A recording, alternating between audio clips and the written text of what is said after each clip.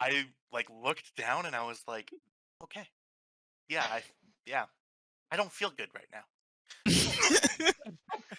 All Anyway, right. welcome to the USS Guan Yu, the beautiful TTRPG of Star Trek Adventures here on the USS Guan Yu channel here on YouTube.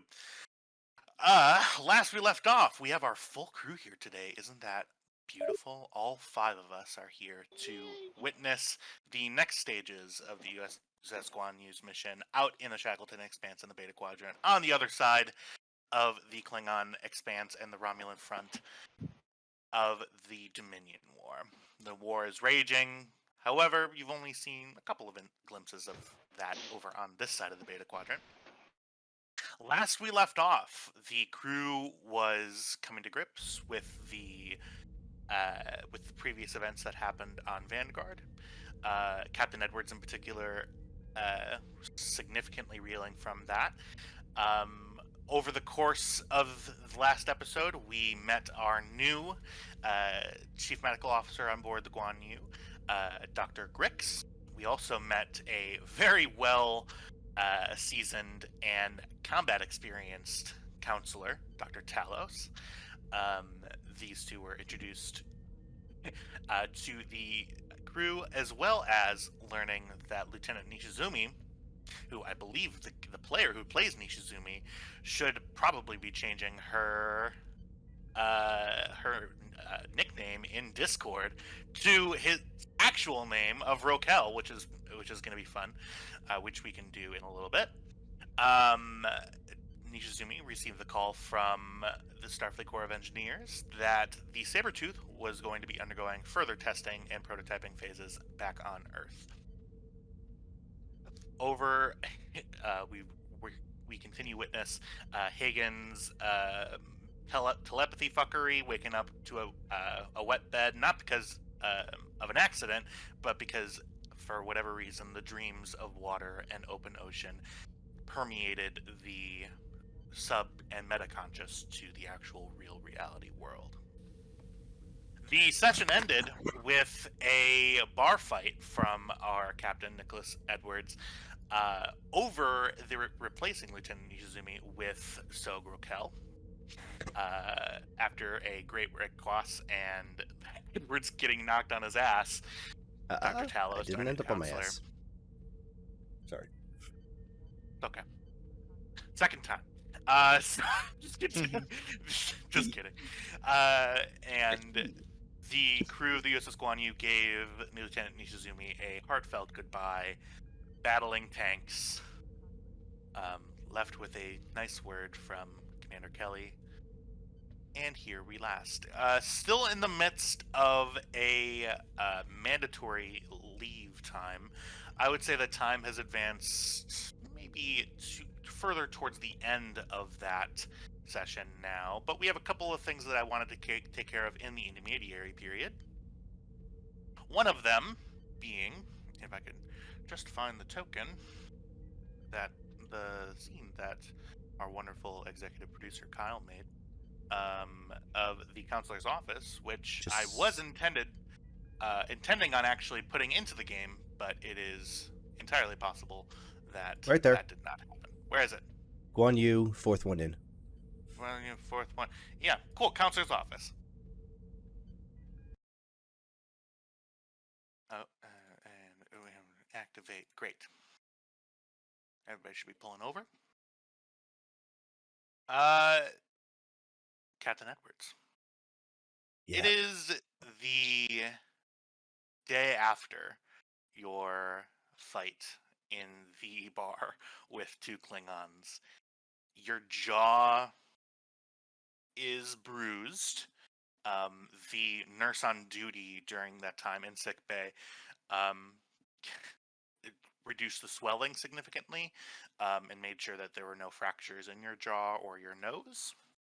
But nevertheless, you are still slightly bruised and battered from your fight.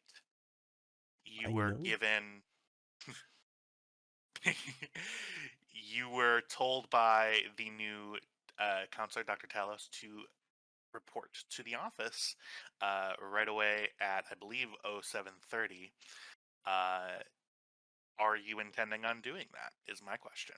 Yes. Okay. So, and we're going to increase the scale of your mini ever so slightly. Big Edwards. Reach out. You chime on the door. And Dr. Talos, after a moment, says, yes, come in. Edwards will walk in. Good morning, counselor. He stands up and holds out a hand. Edwards will happily take it, shake his hand. You notice a couple of things upon entering this room. The most apparent are the two, apparently, medieval era longswords that are sitting behind the counselor's chair. They're sat in a crisscross pattern. They appear to be beautifully ornate, the handles sort of glinting in the semi-fluorescent light of the counselor's office. You see a couple of bland fish just sort of floating around and swimming in the little fish tank in the corner. Dr. Talos appears to be, his uniform is very clearly new and freshly pressed. So, Captain, up to you, but I always like to sit during these meetings. Thank you. He'll grab that chair there. He says, Thank you for rescheduling. I was happy to. So, tell me this. I've been looking at your records, and what is what is available to me that isn't classified of your last mission, and your records at Starfleet in general. I know that you came up through the security services. Is that right? That's correct. Yeah. I as well came up through security. I'm sure you've read my file as well as I've read your file, if not more. I have. So, two military guys, one's on that side of the desk, one's on this side of the desk.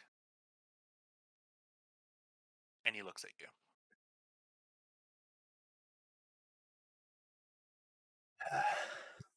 So, not the best first impression. You know, I would say I would have to agree with you, Captain.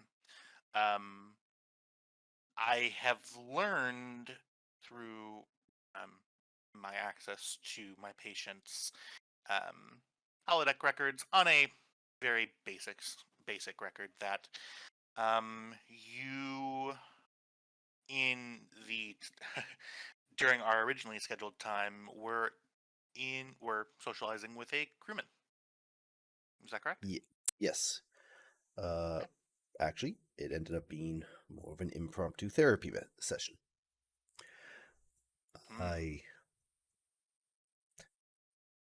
Crewman invited me down to talk about something that happened on the previous mission that she had insight into. Conversation grew naturally and felt it prudent not to end abruptly, which is when I rescheduled our appointment to now. Many hours before the bar.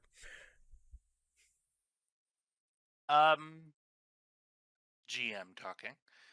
Is Edwards intentionally leaving off the fact that he drank during that scene? Okay. No. I'm leaving out that because she broke rules to do it. Right.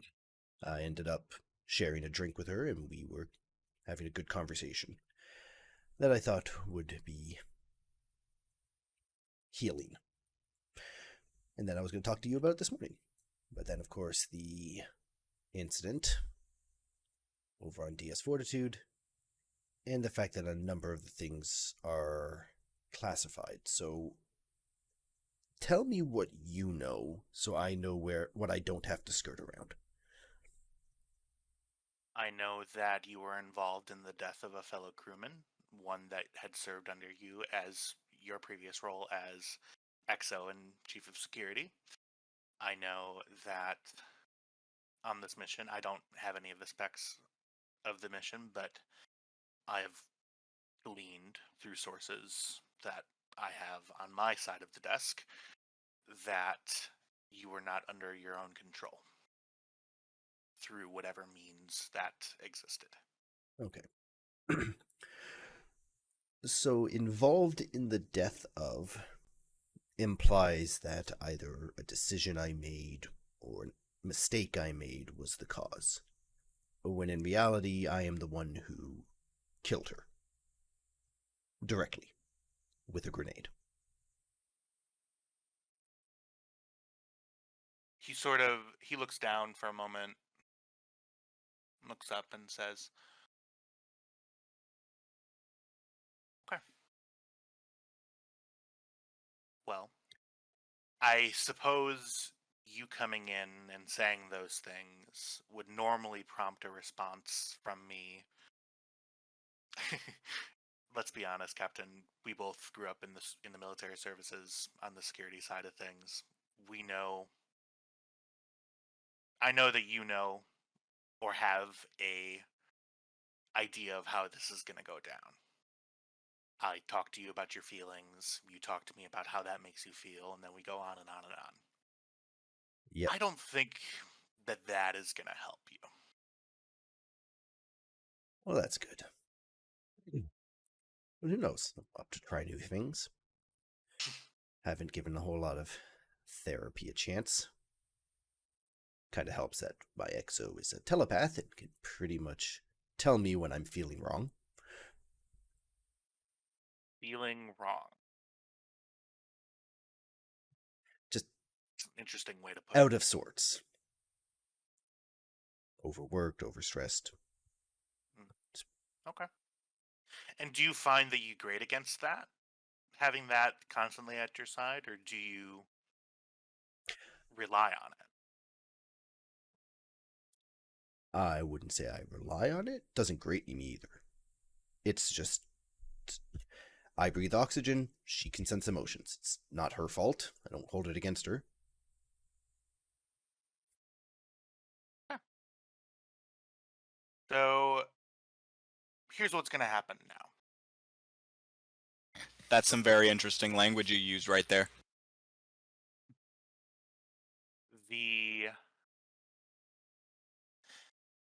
the command staff at this installation, as well as the staff that I report to at Starfleet Medical, need to, at the bare bones of this, determine if you are fit to still stay in your post He after solemnly what has nods, happened. and I am willing to do whatever it takes to prove that. See, this is the thing. And it's gonna sound like I'm telling you that 2 plus 2 equals a bag of kiwis. It's not about doing something.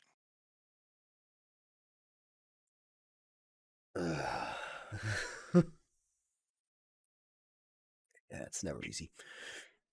Yeah. It's not about doing something, Captain. What happened to you, I don't know the circumstances leading up to it. I don't know anything about the mission that was going on. I know that this installation went through something collectively, and as a soldier, you are primed to do something. This occasion, that is going to not only not help you, it's going to get in the way of doing something even more difficult, which is forgiving yourself. Yep. Getting there.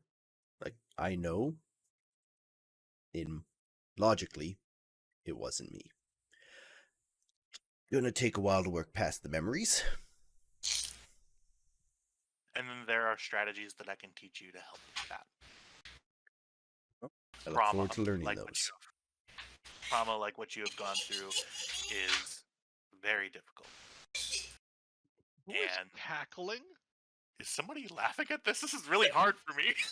No, it's my wife in the background. I'm sorry about that. No, it's okay. Trauma. True to life therapy. She's laughing at my cat. It's fine. You're not in trouble.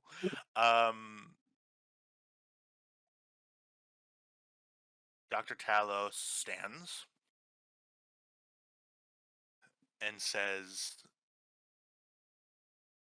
Captain, what do you do for fun? Edwards takes a second and stops.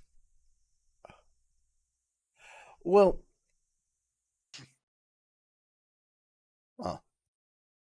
I read, I guess. Yeah, I read and work out on the holodeck. Read what? What do you read? He just sheepishly looks away. Reports. Yeah. Mm-hmm. So. I had 4 months of reports to catch up on. A lot can happen in 4 months. It happens. No. Anyway, how much do you know about our previous mission? I'm beginning to think that I don't want to know anything about it. No, the mission before the mission you don't know anything about. Actually, it would have been news. The ship was lost for 4 months. Yeah, I'm aware that either your ship was thrown away, like, I can tell you what we all thought. We thought that another Voyager incident had happened. Same ship class, same everything. Yeah. We thought that there was something wrong with your... just some run-of-the-mill time-space fuckery, and we lost 4 months. Yeah. It happened to us like nothing. Anyway. Yeah. There's a lot to catch up on that, so I've been reading that. Right. And that's okay. But the way that my brain works, I need to do, and it's suffice to say, Captain, that I also have the drive to do something. So what I do is, he points over his right shoulder to the swords that are on the wall.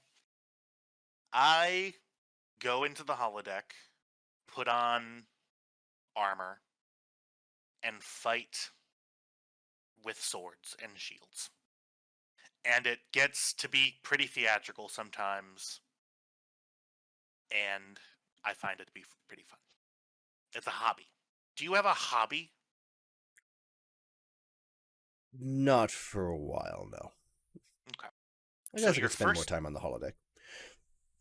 Your first therapy assignment is find a hobby, and then next week you can tell me about it.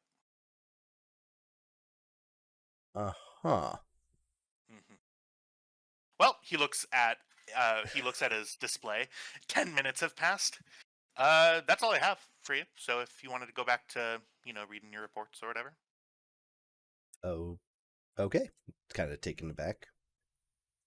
All right. Thank you, Counselor. As you're walking away, he says, Captain? Yep. What I said about your right cross, it was pretty weak. You could do better. Nick's just gonna smile. Boxing. Well. And we'll see. He chuckles to himself and sits. We'll see. Then Nick's gonna walk out. Okay. Cool. Yeah, I did forget to mention that this is a 2-threat game. So I have 10 threat to start with. Oh, that was a fun little scene. I made it through an entire conversation without punching someone or generating threat. Yeah, it was life goals. What? I think that's the first time that's happened. Yeah, therapeutic growth. That's what it's all about. Yeah, so moving on here. Now it's Kestra's turn. Yeah. Yeah, absolutely it is. Oh no. I was joking. Yeah, you fucked up real bad. Um. So, Kestra, you wake up after you know that Sarah has actually a duty shift that she was requested to come on. She's talking to some people up in ops about sort of shuttle coordination and Right. and sort of she was really bored. She ran out of hobbies to do, and she just asked to be back to work, and they told her okay. She won't let me take her to Colonial Downs and run the races. I think she's afraid of the horses. Mm-hmm, for sure. You get a store chime. Enta? Um, you see a blue, and imagine that this blue color is red. What appears to be a command like crewman. Mhm. Says, Commander Hagen, I have a delivery for you. Certainly. One moment. And I get up and walk over. You see he brings in a garment rack, and in front of you are your new red uniforms. I'm going to assist you with taking the blue ones and then putting the red ones in their spot. Cool. Yes. Okay. I'm keeping the smock.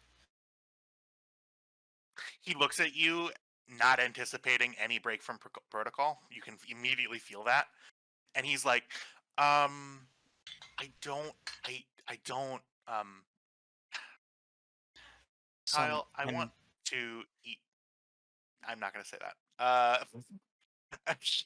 Hang on a second. What were you about to say? I was going to say something very, very highly sexual because he did the thing that I wanted him to do, but I realized it was not going to be in good taste, literally. Just remember, all the files are on your computer. So when I do that, I'm in your computer doing stuff. It's okay. You're not going to find anything other than porn. Yeah, it's porn. I'll just admit. So the crewman looks at you and says, that I think I would have to look at the book. I think that's your prerogative, but what am I doing? And sort of brings the garment rack out. He needs to relax, get a hobby, maybe. And I guess I put on my new red uniform. Yeah. You look at yourself in this mirror. Red goes pretty well with the way that your hair is carried, and you can't help but feel a weight kind of exist on your shoulders. Mother really wanted me in red from the get-go. I guess she gets away. As Speaking always. of which, you hear a communication. Don't say "speaking of which" after that shit. You can't have a Beta Z on the crew without the Beta Z's mother showing up. Oh god. Wait. That's very, very funny. Hey, God. No, because I'm the Picard in this situation. Yeah. Hell yeah. Her parents are still together. They're just like not in the same room. Ever, Yeah. You receive a hail that appears to be not from anywhere around here, but back in the Alpha Quadrant. Not from Beta Z, but from Earth Space Dock. Odd. This is Hagen.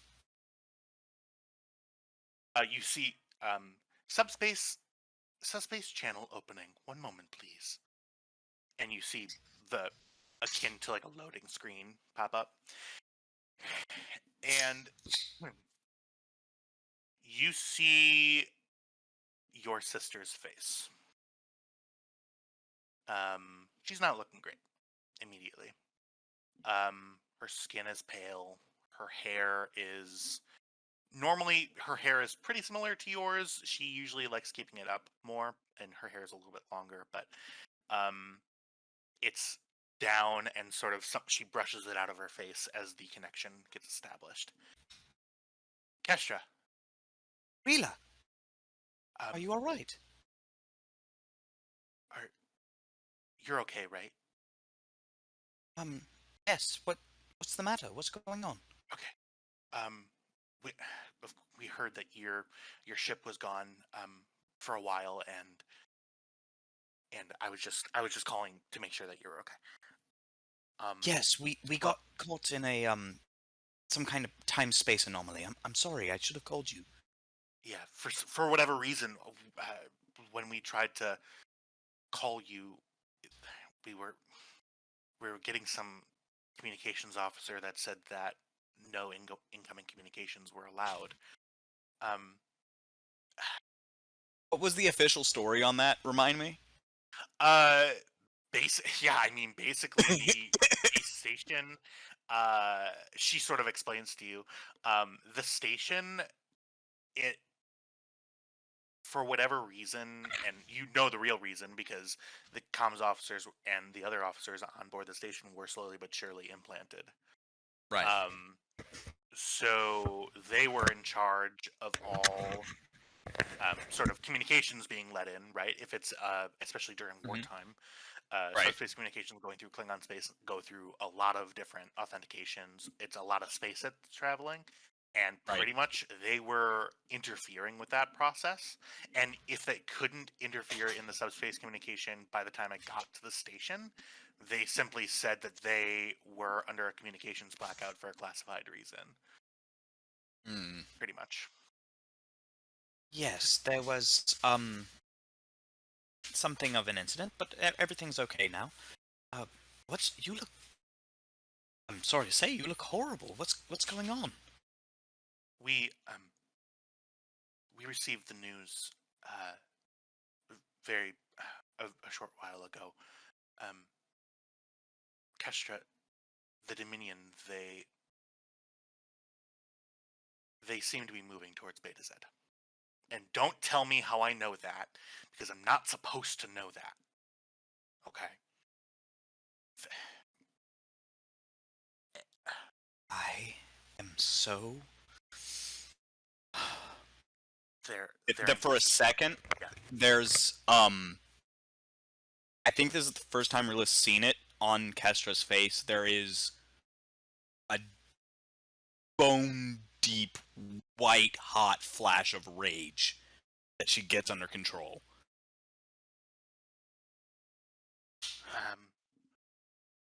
I need to tell you everything that we're doing. Mother, Kristen, remind me, is it your mother or your father who is on Beta Z? Not on Beta Z. Father's on Beta Z. Okay. Mother is with the she's in charge of one of the fleets. Yes. No. Oh, The council. Yeah. so, Marina says, listen, Mother has been pleading with, you know how Father is about Beta Z. Of course, it's our home. He refuses to leave. Of course he does. So, the fleet, we're trying to move a fleet in their way. It's such a large Dominion and Cardassian fleet that's coming through that we're not sure how well it's going to go. I'm really sorry. I know that I probably look like crap right now, but I am so sorry, Rila. well, you know how father is. He's going to, if he if he survives, he's going to be the first one leading the underground in a resistance. If they get I in would be surprised if he didn't. there. Yeah. Oh God, You're wearing red. Oh, yes. Yes, I am. Congratulations. I'll tell mother, and maybe that'll. Oh, Give her maybe we some- can hold off on... Actually, no, do tell her. Do tell Yeah. her. Yeah. Kestra, just stay safe. Oh, don't you know, I'm in the backwoods. What could possibly happen out here? Yeah, that's what I keep telling Mom. You're out in the Shackleton Expanse. I'm sure all you're doing right now is scanning, scanning a bunch of stuff, and just just having the time of your life exploring, which is, I feel like, is what you've always wanted. Yes, very much so. Well, go and find some beauty out there if you can. I definitely will. And if you speak to Father, let him know... Let him know that I love him, and that he needs to listen to Mother for once. Your sister laughs and says, "You've been out there too long." She gives you a tired smile and says, "Okay, listen, I need to get back to work. So just keep doing what you're doing." Okay. Okay, and the communication ends. Kestra, go ahead and give me a go ahead and give me a fitness medicine check. This is gonna be difficulty. I'll say a 5, and then yeah, we'll do comp 2. Just Composure? Just, yeah, that'd help.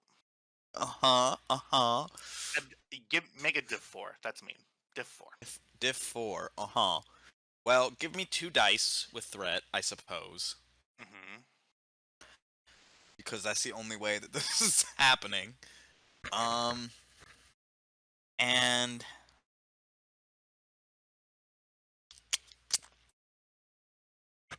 Yeah.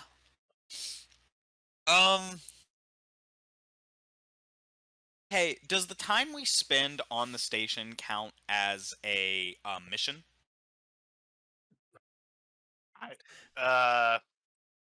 Yeah, I would say that this is the start of a new mission. Okay. Nah, I'm just gonna let it be what it is. Okay. What are you trying to do, if you don't mind me asking? Double the focus range, but Ah, I'll just yeah, let it be what it is. It's just Holy anxiety. Oh shit. my God, guys! That is 4 crits. Wow. Ugh. All crits. Oh my Damn. God. I'll take that for momentum, please. Please, sir. You know, we had a little run there where things were normal, and now it's just. We had one conversation where no dice were rolled. We've been doing role play. It's been nice. I've been giving you story stuff. First roll out of the gate. Oh, just 4 crits. Tasty, tasty. Very tasty in Italian. Yeah. So you feel normally your anxiety attacks are tragic, not for you, but for the people around you too. If they happen, usually other people get some sort of effect. And if you had rolled a complication, a lot of people would have felt some sort of telepathic effect. Mhm. You feel one come on, and I'm gonna give you this too. You feel one come on. You close your eyes, and I reach out to you Sarah. No, that's not what happens. You close your eyes, you open them, and again, in the middle of an ocean. The ocean is, other than your disturbances that you're creating, it looks like glass. It's black. You can't see through it. It just looks like a horizon of ground. And you see the sun setting just directly in front of you. You're sort of bathed in golden light. And you hear a voice, one that you do not recognize, say, "You are beginning to see what there is to be seen." You open your eyes, and that welling up of anxiety is immediately gone, and you look down, and your feet are wet, and Again? you feel a deep sense of contentment. Okay, so Kestra is going to collect some of this dampness in a vial of some kind? Because that's weird, right? Okay. That there's just salt water in places? Not normal. So she's gonna collect some of that, and then she's gonna tap her comm badge. So hang on one second. So your feet feel wet, Uh-huh. and the ground is wet, Mhm. but how are you going to collect that moisture? Have you ever seen, if you take a test tube and run it along a surface where there is water, it will pick up even a small amount of the water into the tube by breaking the surface tension. That's what I'm doing. Okay. I'm not gonna have you roll. Yeah, you go ahead. You do the scrapey. You do the scrape Mhm. technique. Mhm. Very scientific, and you collect maybe Hey, the only difference between science and fucking around is writing stuff down. and you collect not a lot, maybe just akin to something like 1 or 2 droplets of moisture that sort of accrue at the bottom of this small vial that you have in your pocket for some reason. I put a stopper on that, and I tap my comm badge. Okay. This is Commander Hagen to Dr. Talos? This is Dr. Talos. Do you have an appointment available right now? I will answer your question with a question. Are Mhm. you in danger? Unclear. Okay. Well, why don't you come right over? I go over. Yeah, a question that's okay to leave vague, definitely, when asked by a therapist. Jesus Christ. Hang on.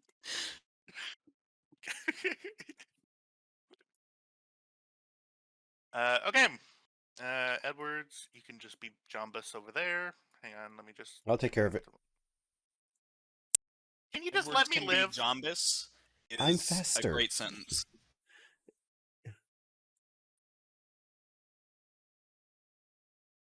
Okay. Bigger Jombus. Thank you. You walk down the hallway. You go That down size a she couple of... lumbers. Yeah. Oh, shut up. You... That's the same. Only because I just made it smaller. No. Dad, let me do it. Boom, boom, boom. God damn it. You're not a gummy bear walking down the boing boing boing. No, it's not that. You reach the door to the new counselor's office. Ring the doorbell. Come in. I open the door and walk in. Commander Hagen, what can I do for you? You do not seem to be in mortal peril. Well, not like that- you have to be in mortal peril. I'm just wondering because when I usually ask people that question, they usually give me a firm yes or a no. But in your case, it was unclear. I have been experiencing intensely elevated psychic episodes that I have never experienced the like of in my entire life.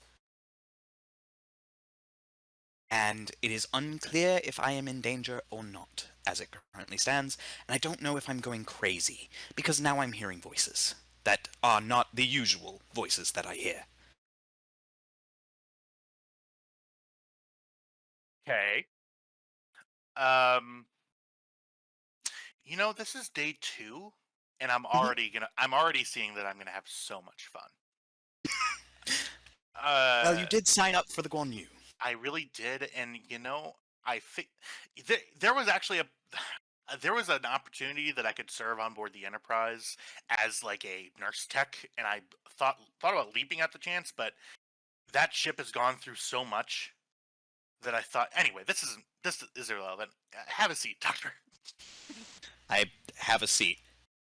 Um, i- if you would like, I could share a memory of what I continue to see. Okay. So I think it's really important, especially with people who are obviously as gifted as you. I'm gonna draw a hard boundary. Uh, if you would be so kind, unless I am in mortal peril, I Mhm. would appreciate it if you do not gaze into the depths of my soul. I understand your boundary and accept it. I would reassure you that I would never do such a thing without your express and clear consent. And not to make too fine of a point on it, I have, for a medical assignment, I was assigned to a Beta Z station on Mhm. board Beta Z, Mhm. like orbiting. Not everyone was okay with that because it is you have a pervasive society, and anyway, you're here for a very specific reason. Yes. You would like to share a memory with me. Yes. Okay. Only with your consent. Okay. Before that, how often have you been, and I'm going to say hallucinations even though that's unclear, but I am going to say the word hallucinations. You mentioned that you were hearing voices just now. A voice. A Singular. voice. Okay. And on a scale of 1 to 10, where do you rate your telepathic abilities in terms of sensing for surface thoughts over a large group of people? 1 being it's very difficult, 10 being it's something that you can't stop and is a sixth sense. 10. Okay. For a Cool. radius of... Last I checked, when I was on Beta Z, I covered a continent and a half. Okay. Cool. Okay. And you've never experienced. Also, you're wet. Why are you wet? That is part of it. Okay. May I show Um, you? Yeah, I feel questions aren't going to get to the bottom of this for me. Go ahead and show me. I stand up. Just a moment. It's easier this way. And I touch his forehead. Okay, show him. so here's what's going to happen. Go ahead and give me, because this is unavoidable. You are trying to telepathically share a memory. You're gonna need to go deeper in order to do that. Mhm. Insight medicine difficulty 1. Okay, telepathic prowess. Oh, for sure.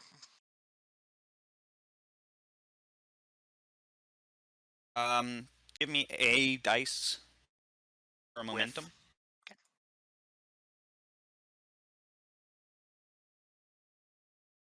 I'll reroll that 19.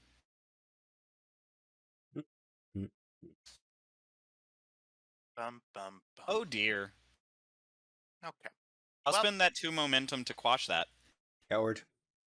Oh, but it was gonna be so fun. Yeah, Okay, but that's fine. no.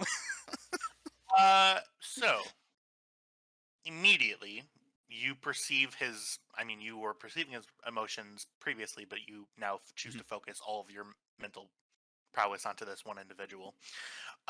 He is feeling bemused in a very similar fashion to Edwards's bemusement to like weird things that are happening. Mhm. You delve a little bit further, you can tell that internally he uses sarcasm to conversate as a means of relating to people who are uncomfortable with talking to counselors in a social setting. Mhm. You continue to delve deeper. You see a memory of his first day at Starfleet Academy. You I don't continue look at anything that he doesn't want me to look at. Anything that I feel any kind of pushback, leave it alone.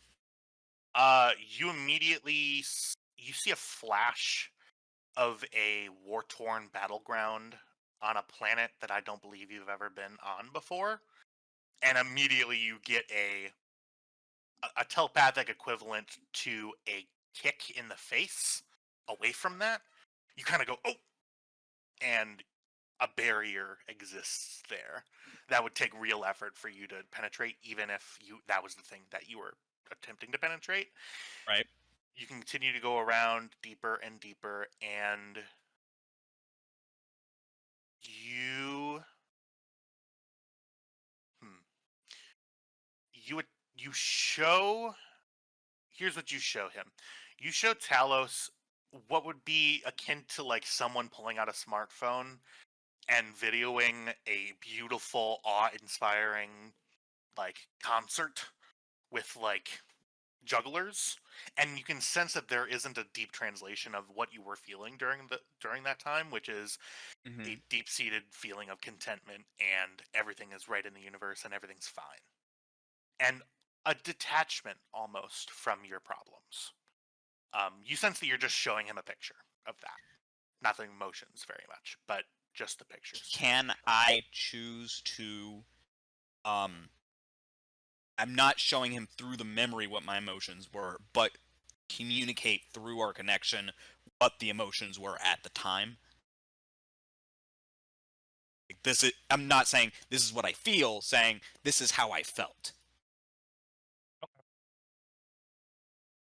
That okay, so then that changes sort of the approach.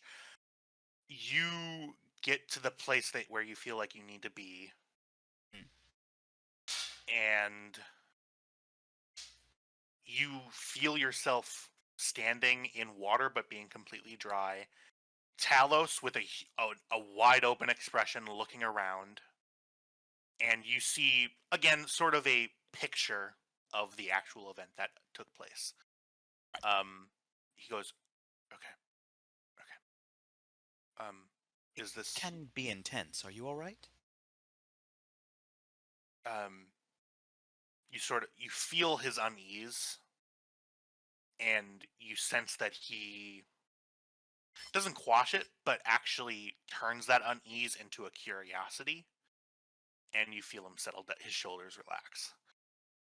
Um, this is this is one of the first experiences I've had like this. But is this what you saw?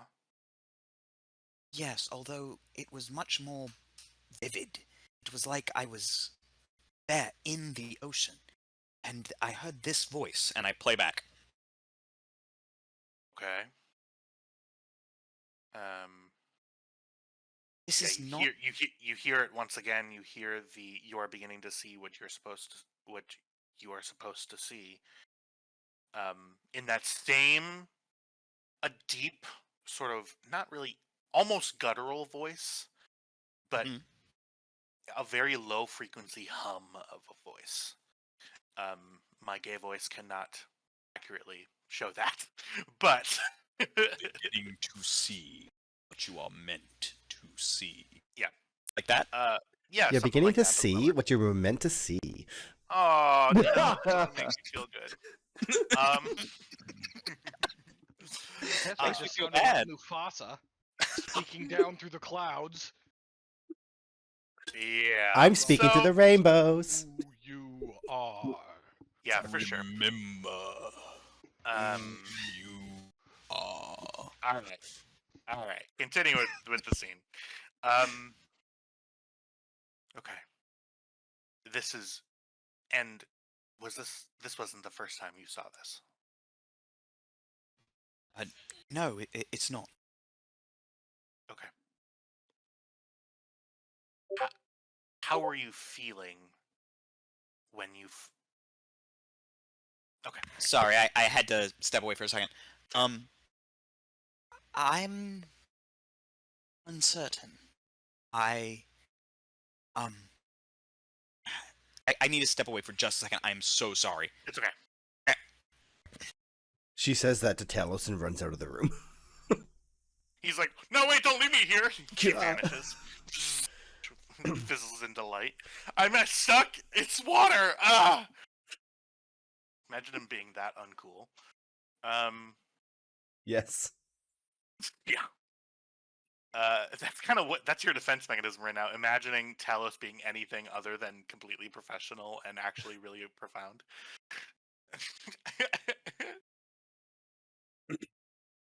Why are you wet?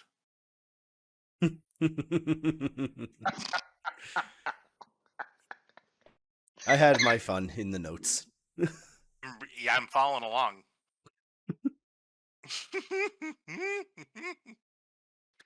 Ask a question only Sarah. Come on. I just read the first half of the sentence, Kyle. Oh Lord. Oh my god. Oh my god. How many times do I have to tell you people? The notes are for me. If you can't keep up, that's on you. Sometimes what I write is completely asinine. And that's not even that bad. I have dinner waiting. I could go and get a chicken. Now's your chance. Go. Okay. I'll be right back. Treat yourself. We'll be right back after these words from our sponsors. Rage Shadow Legends. Rage Shadow Legends. Sign up now using the free code below to get a bunch of crap that's actually pretty crap. I am so sorry. There was an incident. That's fine. We sent the GM away for chicken. Not a bad incident, I hope? No, everything's fine. Okay, good. Good.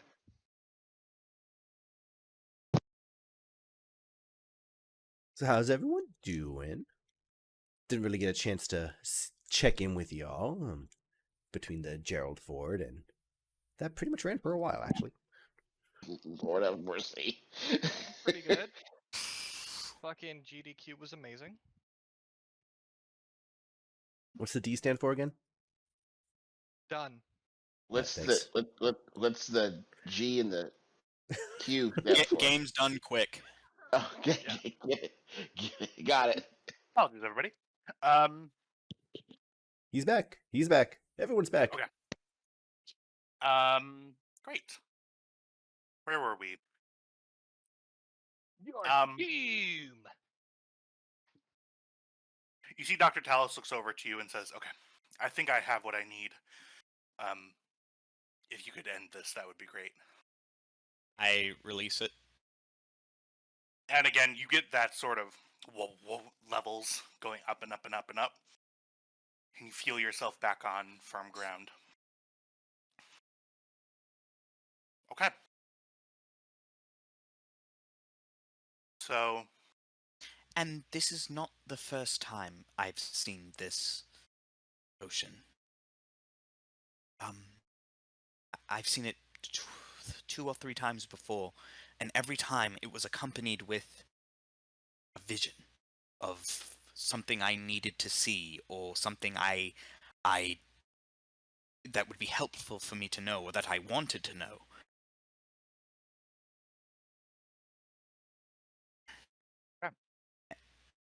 How much do you know about our previous missions in this sector of space? He rolls his eyes. I actually just had a very similar conversation with the captain, but I know that before this previous one, you were sent out to intercept a Romulan defector who had some sort of weapon, and I know very little as to what occurred on the last mission. Okay, so how to... Alright. Without going into too fine details, I encountered a race of telepathic aliens, life forms. They were extra dimensional in nature. It was a very strange thing. Suffice to say, ever since that first encounter, and I felt all of them, there were millions of them, my powers have been getting stronger. I used to just be able to read minds. I can attack with my mind now. I can kill. And now I'm seeing these visions, and I don't know if I'm going insane or if... And she sits down and kind of like rubs her temples and sets her elbows on her knees and just kind of...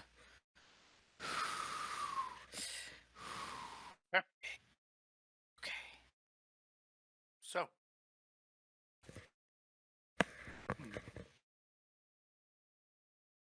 here's what I'm going to do.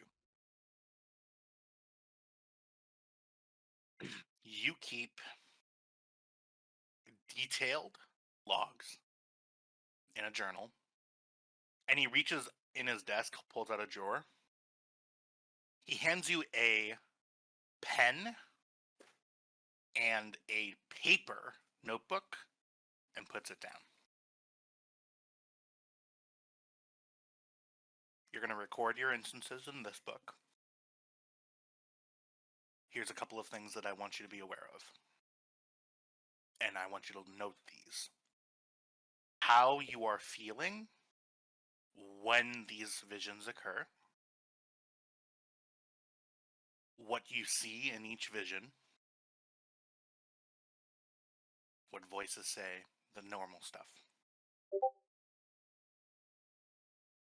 That will help ground you. And I want to just say, you are not insane. Something has obviously happened to you. Something that defies your logical and medical understanding is happening. Okay? A thing that you're going to really grade against is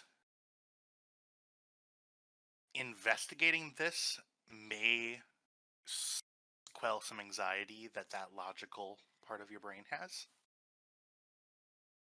but it is not going to help you come to terms with the things that have happened to you.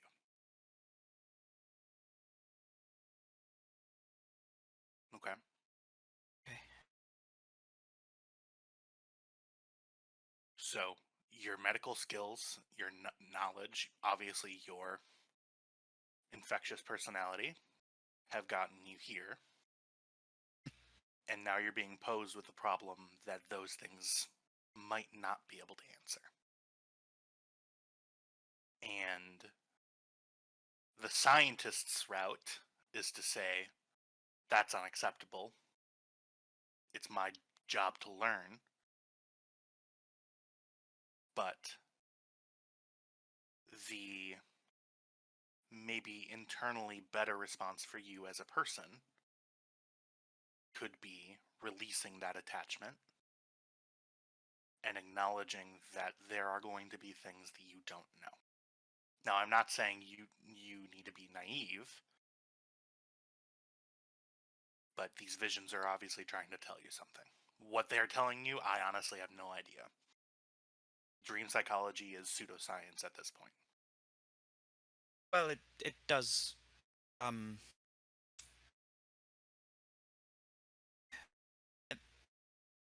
I'm not sure that they are dreams, but I see your point.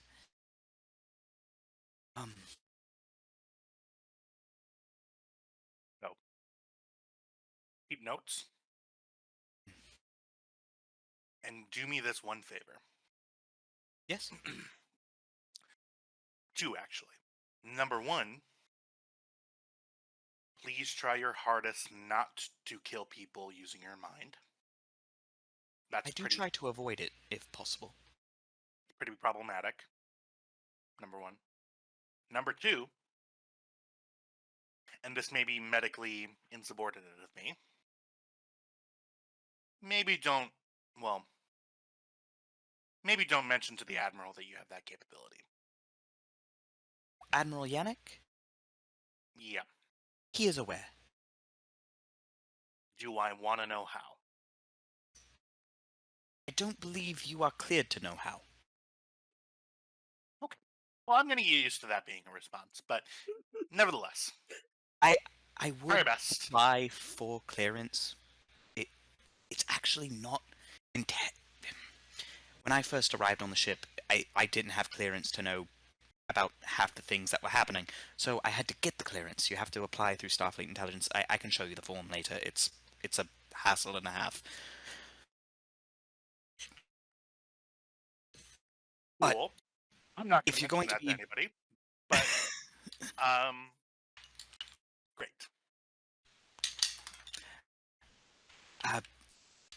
if you're going to be serving on this ship for any length of time, it would be wise to fill out the form. And she stands up and sticks out her hand. It's good to meet you, Dr. Talos. More professionally. Good to meet you, Commander. I look forward to.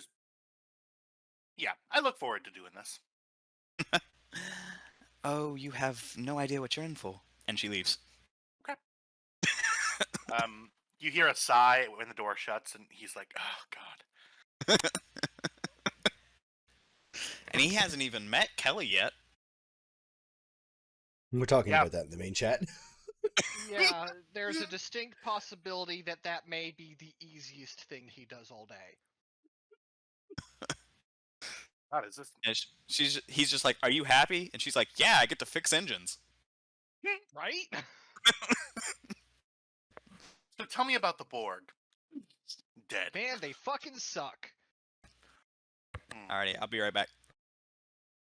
Ah, chicken. Okay. Who else? Trev! Actually, no, not Trev. I'm here. I'm here. No, it's okay. I'm sorry. Too late, you lost your chance. I know. I'm like, no, I'm here. I swear. So I had to do it. I feel really bad for Talos. Those are his choices. Yeah. I was gonna debate anarchist, but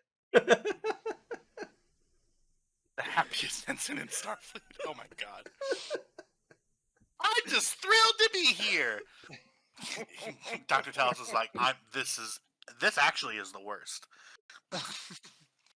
Okay.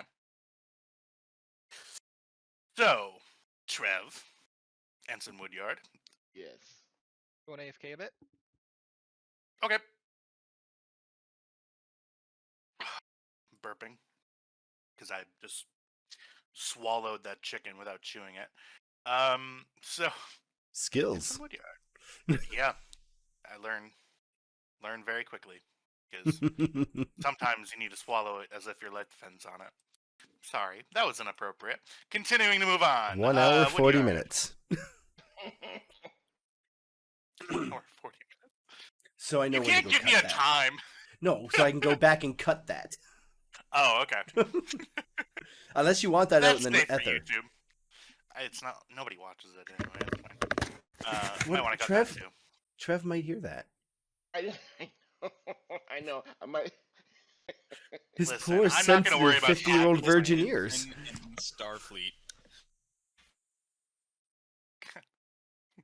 Okay. Ensign Woodyard, we're going to your quarters. It's been been a pretty long time since we've been here. It has been Is a this while. where you built a still? You built the still in Woodyard's quarters? Kelly, are you there?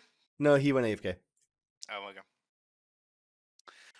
Ensign Woodyard, the computer dings you and says, "It is 0630 hours."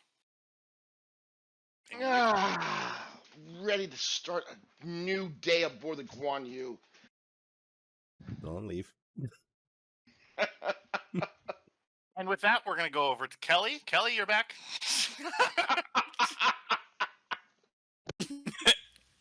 Woodyard's just fine. He's just okay. Sorry. It's like, no problems here. I still can't believe I rolled 4 crits on the first roll of this game. It's I love it. Keep rubbing it in, dude. It I bodes will. well. It bodes well. Okay. Y'all might be stuck on the other one for a second because I probably shouldn't have activated one and then immediately activated the. No, you previous should one. not. We're all over on Kelly's. Activate wherever you need us to be. Well, I have Woodyard's activated, Okay. so it's then just taking a I will second. bring us over to Woodyard's again. Or at least yeah. that's what my screen shows. Boop, Ah! boop, boop. All right, All everybody's this for set. Music's on. For a joke, yeah. All this for a bit. Yep. We have way too many scenes to play that kind of joke. Okay. That's why it takes so long to load. It has to load everything. Okay. Ensign Woodyard. You wake up. You were given an option at the Actually, no, that wouldn't make sense. So yeah, you were given an option by the command staff of the installation, by Admiral Yannick. Actually, they offered you a 2-week, either a 2-week leave while the ship is going, or you could stand a post on in ops. Which would you have selected? Ops. Oh, ops for sure. Okay. Yeah. 0630 hours. What would you usually? Yeah, this is a good time to dive into Ensign Woodyard's daily schedule. What is his first thing that he does when he wakes up? Well, firstly, when he wakes up, he has to have a bowl of Wheaties or some similar wheat breakfast substitute. No sugar at all. frosted. Because No, not the frosted Wheaties. no sugar at all. No, No he frosted he Wheaties. takes the frosting and actively scrapes the sugar off. Yeah. It's my ritual. So, what do you order from the replicator?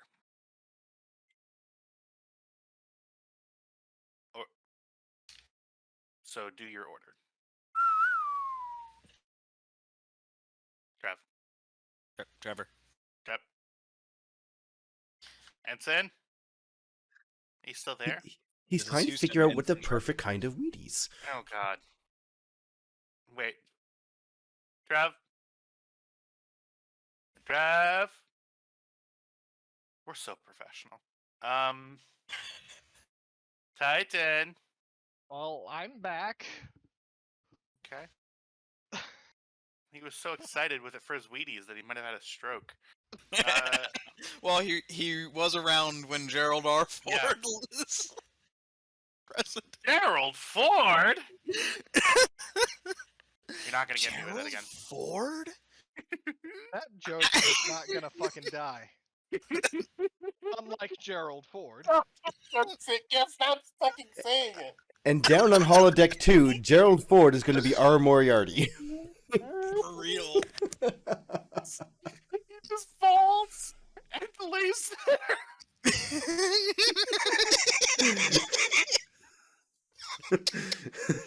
Did he die? Like, where's Trev? What happened? We found out he lives alone, so I'm now kind of concerned. Does his metal alert go off? Are you okay? Buddy? You there? Can't hear you. I'm gonna call him. Yeah, is he okay? Oh, okay. I got very confused how him disconnecting meant Kestra left, but yeah, he's calling him. Oh God. He just lays on the ground. With a There cup he of goes. coffee. Okay, so He answered the he's, call. He's alive. I Yeah. bet he Okay. No, he could have just disconnected. His power could have gone out. Oh. Oh yeah. I guess that makes sense. Whatever is see- going on with y'all's power is. Oh, he's back. Hey, buddy. You Trav. okay? Did you hit the mute again? The No, one, I can't hear you. the button that has a microphone. Push it. God, did the Hello? There Yeah, we go. hi. Got Oh my him. gosh, there we There go. you are. What You happened? lived. I don't know. I was sitting there. You guys would have marveled at the detail at which I gave my daily ritual. I was like, wow, they're not cracking any jokes. They must take this seriously. I was Oh just my sitting God. there Meanwhile, we're over here Talking about saying don't say it. Gerald Ford. Okay, so just to be fair, well, I'm a pacer, so as I started to walk, I started pacing around my apartment. So I wasn't at my Yeah. computer. I didn't see that there was anything going wrong with it. Yeah. And so sorry. It's I had a great. I was like, wow, they really are taking this seriously. Yeah, we're Wow. all right. And I was You were all writing notes and like being like, yeah, this is really good. Good content. I was giving quality jokes, gold level jokes, Yeah. and then nothing happened. Nothing. So okay, well, you know what? All right, well, I'm not Do it gonna repeat again, the jokes from the 'cause top. they just- So, You yeah, can't what do repeat a joke. Okay, so from the beginning, what he does is he wakes up in the morning and he has his Wheaties, and while he's eating his shredded wheat, he goes over any kind of new scientific papers from a select few of his followed science institutions and scientists that Go he ahead and thinks their work is great. Go ahead and give me a. Yeah, I'll say reason science. I'll say difficulty of 1. Okay. Then science. Any focus? Anything in like research or No, I don't think so. But I don't think so. Okay, I'll just roll. See what happens. yeah, you are going through the sort of the astrophysics journal, and you see that your father has posted a new article. Oh, this should be interesting. Yeah, you see that your father has co-authored with your mother, which is pretty rare, but they've done it a couple of times. Mhm. You see, just 1 second.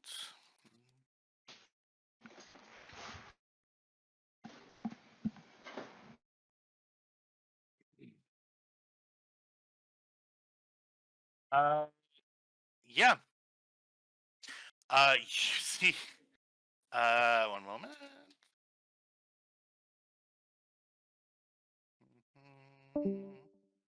No, we lost one again. happened? Okay, he's back. It's fine. Okay. Carry on. I had a brief power outage. Sorry about that. Oh my God. You see, the title of the paper is Quantum Entanglement in Compact X-ray Binaries, a Unified Framework for Observational Probes. Did you just come up with that off the top of your head? Yeah. That's pretty fucking impressive. Yeah. Hey, I have a talent, and you want to know what that talent is? And this is not a joke. My good friend, Gerald Philip Thomas. Gerald R. Ford. I swear to God, Yeah. I'm gonna crawl through this Discord line. And Uh-huh. I'm gonna start shaking people. Yeah. No, I did not make it up. ChatGPT did. So, and that's not a joke. I have ChatGPT open. Because I can't, for stuff like that, I have it. I don't generate entire plot lines. That's or a anything. good idea. Yeah. Yeah, so again, it was quantum entanglement in compact X-ray binaries, a unified framework for observational probes. Jesus Christ. Now we lost Nisha's Rokel. Rokel, it's gonna be hard. I don't know what's going on. Sorry, guys. Yeah, everything's. It's not your fault. You're not the one dropping. Yeah, but But we're all here now, so let's go. So that's the name of your father's paper. okay. Huh. This should be interesting. I start to read it and see if there's anything of interest that I might be able to talk to him, discuss with him about next time we chat. Yeah. So you begin reading the paper. Even for you, it's pretty dense. Yeah. You see, basically, you see the sections that your mom obviously wrote the abstract because it actually is pretty. It's still technobabbly, but it brings people in to want to read the vast amount of experimentation that your father does. Mm. And you also see that you see in the little biographical section it mentions your name. However, you see that your first name is misspelled. Parents of the year. Is it? How do you Please tell me misspell they Titan? say his daughter Titania. Yeah, there you go. You see that they, instead of putting an I, they put an A, so it's Taten. Tatan.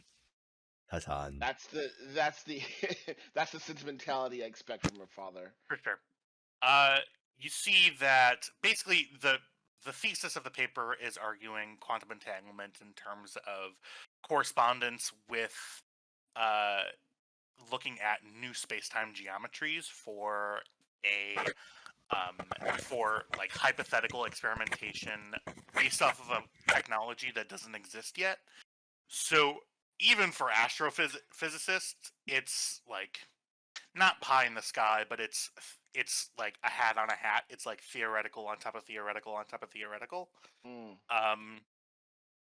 Does the math check out? Trev, you do a once over. Yeah, math seems to check out. In other words, give Kelly 20 minutes.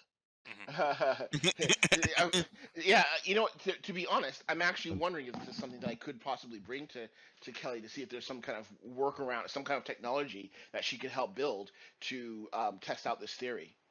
You see that it actually, and what's really interesting is that it brings up like the old like prototypes for quantum slipstream. You see that the the quantum slipstream engines that were taken out because they were pretty much too dangerous to use previously. This is way back, like This is the old Excelsior class, is what Yeah. you're talking about. Got it. yeah. You see that your mother is more engineering than theoretical physics. You see that she's attempting to assuage one of the many defects that the original one has, and and you see that your father is contributing to sort of having entanglement, which in essence is the engine would need to be so powerful and have so much power in it that you would basically create a mirror copy of of the ship that's being used on the other side of a quantum like super microscopic wormhole. Quantum entanglements. God. And yeah, this And quantum superposition. what I'm trying to communicate to you is that this is not practically feasible Right. anywhere near this time. Well, Maybe father always more into theory than he was into practicality. Mhm. So maybe there's something that's extrapolatable. That's extrapolation that could be extrapolated. Extrapolatable isn't a word. You receive a a ping. Ensign Woodyard, this is Ops. Ensign Warded here. I believe you are due in Ops as of 29 seconds ago. Are you on your way? I am on my way. I grab my data pad and I transfer the paper into the data pad, and I go rushing up to Ops. Sounds He's good. new. He can say he got lost. To It's a Ops. circle. He knows the bridges. It's Ops. Hey. It's the top of the circle. Hey, when I was first playing Star Trek Online, I got lost in a space dock once or twice. Oh, yeah, me It takes too, a second. actually. Okay. Oh, big man on campus. Okay. He Um, rushes in. Jumbo. You see a lieutenant science officer comes in and says, "Ensign, that is 2.5 minutes past the shift change." Damn, he moved. Yeah. Titan, you sprinted through. Yeah, I was gonna say. Obviously, you guys are not people who are late on a regular schedule.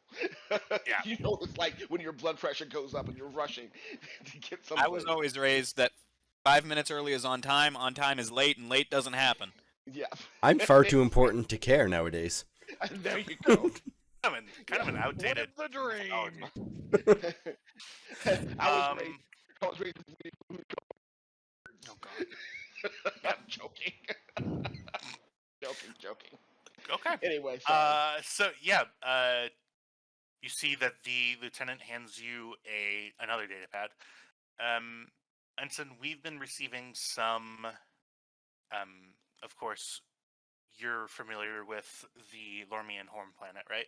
Organ 3. Uh, Well, and this is the original log for no. our first contact. Oh, Get appraised. no. But yes, I am. Yes, I am. You okay? We are monitoring their orbital decay. It seems the planet is slowly but surely leaving the orbit of the main organ sun, the Organian sun. We are monitoring the situation closely. Ensign DeVille, the lieutenant points to the science officer here, Okay. is in the process of monitoring that so that we can document exactly what happens. This isn't something that we normally see, obviously. So that is your job right now. Monitor the orbit. Let me know if you have any questions. And the lieutenant walks past you and to this Hi, station. Lieutenant. Is that ocean world we were at? No. Nope.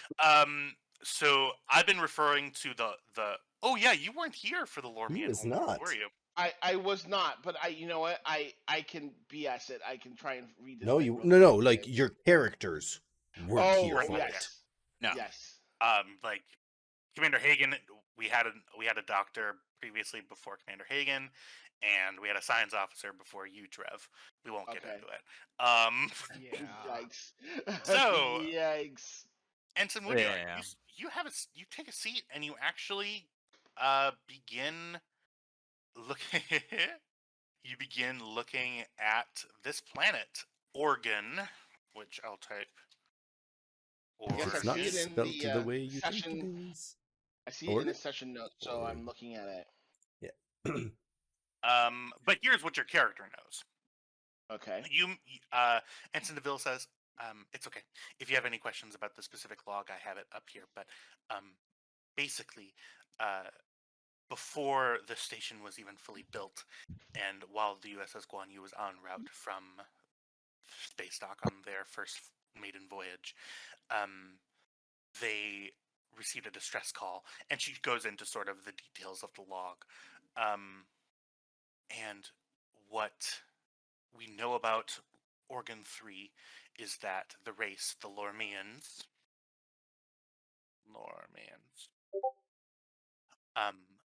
they are mid-21st century level tech, pre-warp.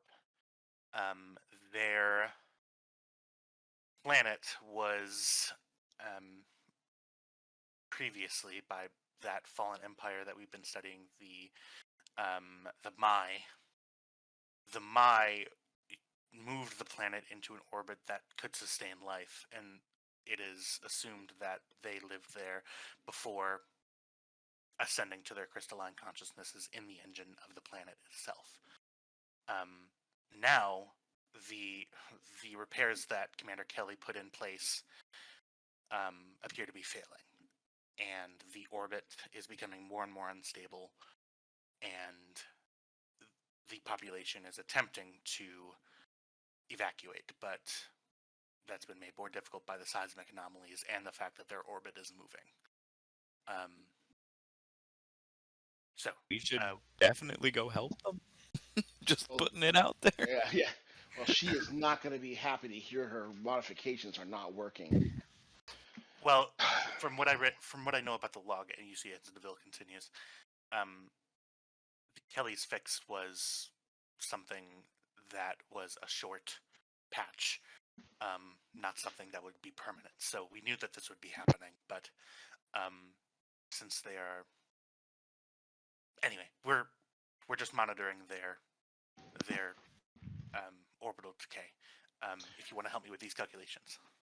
Yes, I would love to know how much time we have before the planet tears itself apart. Well, from what we can gather from long-range sensors, the planet's population is, well, the planet itself is undergoing this similar seismic anomalies as was happening previously. Massive earthquakes that shake through full continents on the planet, tsunamis,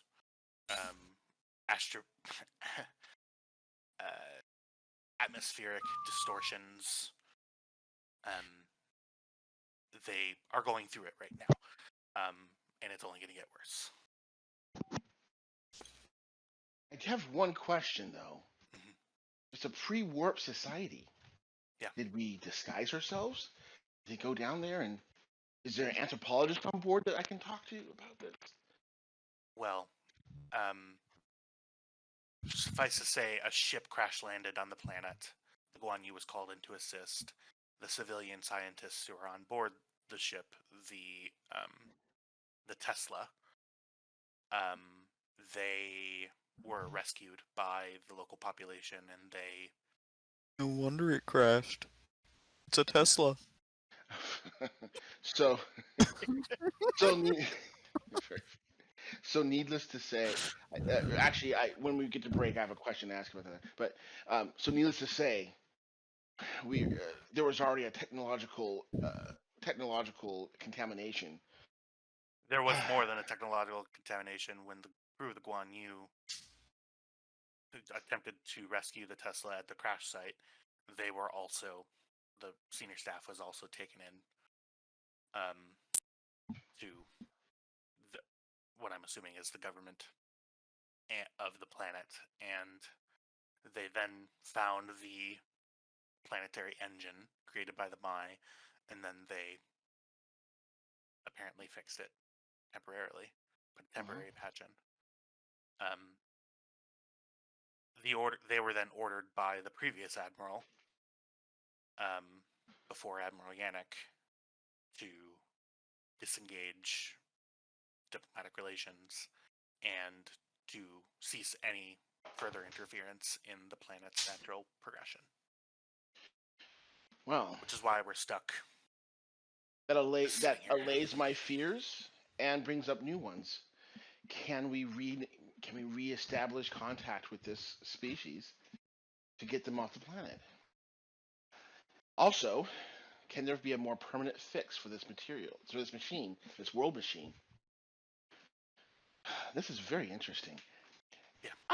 I want you to keep sorry. Let me help you make those calculations about rotational decay, and then maybe I should get out of here and talk to Kelly. Okay. Okay.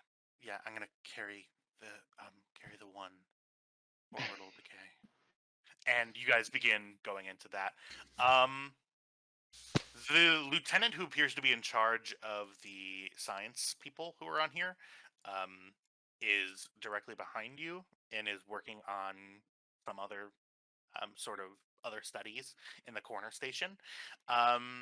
You are still on duty, Ensign Woodyard, as you finish your calculations.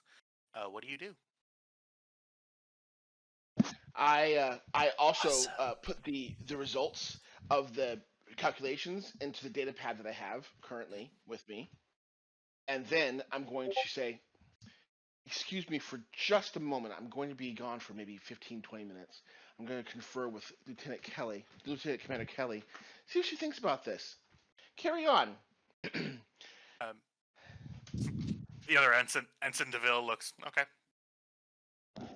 I can't tell you to stay here, so have fun. And then the security officer on the deck, as you go to leave, says, okay. Are we getting that incoming contact?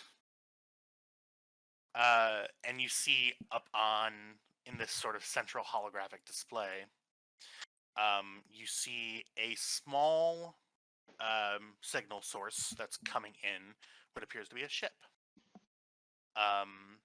Lieutenant, one moment. Give me just one moment, please. Give me.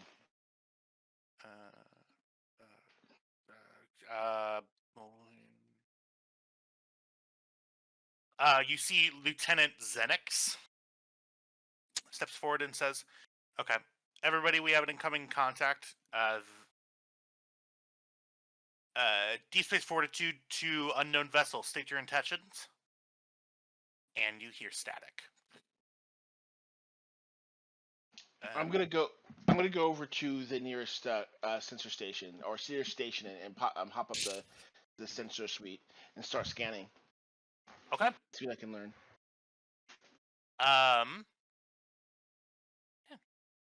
Go ahead and give me a go ahead and give me a reason science. What exactly are you scanning for? I'm just scanning the ship. Okay, the ship that's incoming? Yes. Okay. Go ahead and give me. Are you scanning for anything particular about the ship? Power. It's power situation. Like, you know, is the warp engines active? Is the shields are up? Also, is there any damage to the ship? Are they leaking radiation? Is life signs aboard? Okay. So, go ahead and give me a reason science roll. That'll be difficulty, I'll say, of 2 to start. Okay. Can I use sensor operations as a focus? Yep. And then I'm going to use. I'm going to get 2 extra dice. So I'm going to give you three threat. 3 threat. And yeah.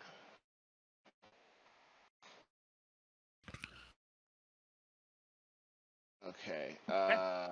Okay. I'll just leave it there. 1, 2, 3. Success. 3 momentum generated on that.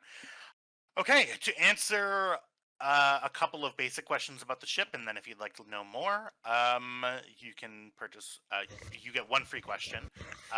But to give you what you get at first with the scan, the ship appears to be a Orion style freighter. It looks. Seems to be pretty small. I would say scale 2. If there was a half scale measure that's applicable to this book, it would be 2.5. Something bigger than a runabout, but smaller than the Defiant. You see that it is at warp and is currently on a direct course to Deep Space Fortitude. They will be. The passive sensors have been monitoring its path, and you see that it came from out. You see that Is it came like from on a collision course? That would be up to Trev to ask if he would like to. I thought you said it was coming towards it. I was like, is it like gonna ram us? No, Yeah. it's just coming. It's coming into like a. He's coming into like will be dropping out of warp at the station. Gotcha. And in terms of their shield, they do not appear to have shields up. They are at warp. And yeah, that's about all you know. Coming in without asking any more specific questions. Okay, I'm going to use You my get a free science. question.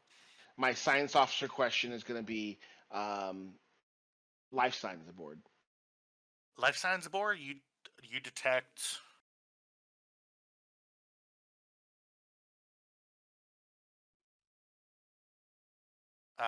You detect 4 life signs aboard. Okay. No shields, warp, direct. How much time until they reach? I guess. Well, I don't know if this is a. I guess this is probably a momentum question. How much time before they meet? They hit. Not hit, but how much time until they reach DS Until they 42? drop out of. Yep. You would say that they are. Probably within the next 30 seconds. Okay. Oh no. Oh no. I won't charge you a momentum for that. That's Okay. something that you would know. Sure. All right. I tap my comm badge. Ensign Woodyard to Captain of Guan Yu. I don't. Not that I don't know Edward's name. The name's I don't know Edwards, who's but go ahead. No, I don't know who's. I don't know who's on the. It's not to say. It's not that I don't know Edward's name. I just don't know who's on the bridge, and so I'm trying to be like really technically You exact. just say So Woodyard to let me Guan get Yu. clarification. let me get clarification. Are you trying to reach Captain Edwards, or are you trying to Yeah. reach whoever is currently in command of the Guan Yu? In command of the Guan Yu. Because Yes, the Guan Yu because- is currently undergoing upgrades and is not. It is currently not being. It is not up and running, It's especially just because you basically in dry dock, basically. Got it. it's Okay. docked to the got it. station and its propulsion not going systems are anywhere. offline, so that Yeah. to install the secondary reactors that you guys put. I thoroughly love the idea of Woodyard going Ensign Woodyard to the captain of the Guan Yu Yeah. and just getting Edwards. The name's Edwards, and you know that. What? No, I know. You know. Because he insisted on calling Kestra captain as well when Kestra I know. was not just like, I'm not the captain. I'm just here on the ship. Oh, anyway, okay. To be fair, whoever is sitting in the big chair, regardless of rank, is technically the captain. Thank Correct. you. Exactly. It's Oh, he's not technically wrong. It's the way he worded right. it, though, would have gotten Edwards directly. Got it. Okay. So Okay. tr- Sorry. Yes. If I would know this, so I would just say ops to Commander DS Fortitude, Admiral Janik. Admiral Yannick walks. Yeah. Okay. I believe the he asked for security officer Admiral who- Janik. It's yeah, whatever. I know. He's skipping a couple of rungs on the ladder, but you know. The security officer who is kind of in charge, looks at you and goes, "Okay." And Admiral Yannick, one moment. Woodyard, you're gonna get fired, and it's like your sixth day on the job. Look, Or the fifth chain of month, who command is knows? So much, the chain of command is so much clearer on the Guan Yu. Is it? Jeez. Admiral Yannick's door opens and says, "What's the situation?" He walks over to you. There's an Orion vessel, non-responsive, approaching at warp. It'll be here in 30 seconds. I just thought that you might want to know. Admiral Yannick looks at you, and he looks at the science officer who he put to be in charge.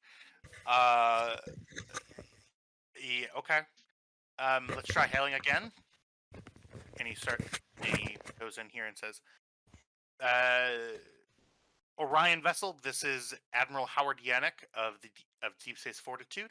Please state your intentions. Again, you receive no response. Isn't that strange, Admiral? They may be suffering some sort of malfunction. Do you have their scans pulled up? And he goes over your shoulder. I do. I'll use a momentum to get the technical readout of the communications grid. Of their communications grid. Yeah, Okay. of their communications. Yeah. I'm going to answer this in a very GME way. Their communications grid is currently offline due to lack of power.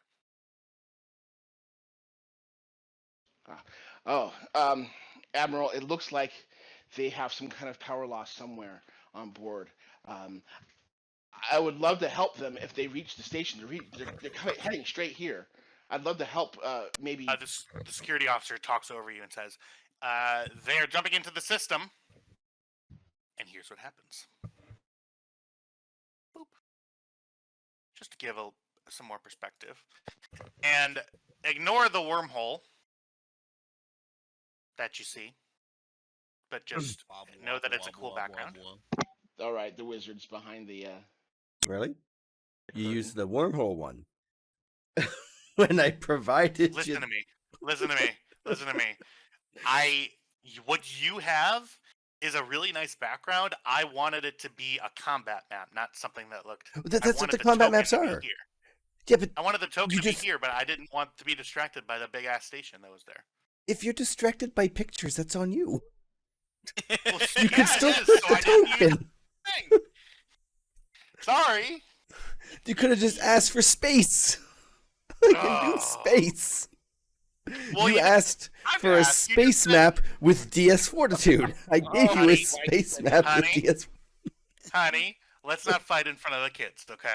Mom and Dad are fighting again. And we all know who Mom is in this situation, and Mom's always right. jeez. So, Like, okay. So, yes, we all see it. Would that have been nice? Sure. Yeah, probably. Whatever. Doesn't matter. Do you want me to put it in? I'll put it in here. No. Just want you to feel bad. I already do. Oh no! Don't feel bad. So, I thought Uh, off it. we're gonna put the people who are in the scene currently in this top left-hand corner. I hope this doesn't end with an activation of Howard Yannick, because he's not somebody that people can control. He doesn't have a character sheet. Does he not? No, I he don't does. know. I made one.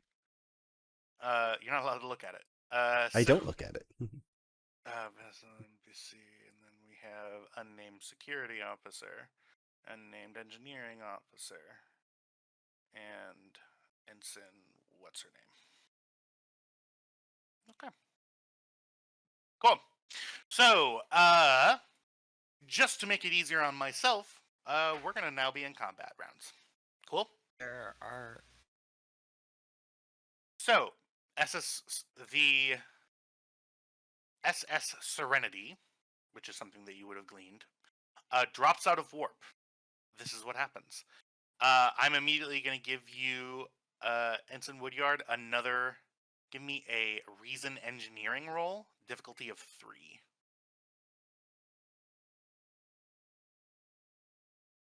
Trev? Yeah, no, I'm just trying to figure out engineer. Okay, I'm gonna do another 3. And then do I get a focus on this one? I don't think so. Probably not. Archaeology, astrophysics, botany, geology, quantum mechanics, sensor operations. Funnily enough, I will actually give you your quantum mechanics focus. Sweet. Not this. Not like this. Not like this. Not like this. Not like this! Ooh. Okay, don't worry. I gotta re-roll that 20. Please! There we go. That was too close to a 20. So, Ensign Woodyard, here's what happens. As soon as the SS Serenity jumps into the system, you can tell that something is wrong just by the cameras that are outside of DS Fortitude.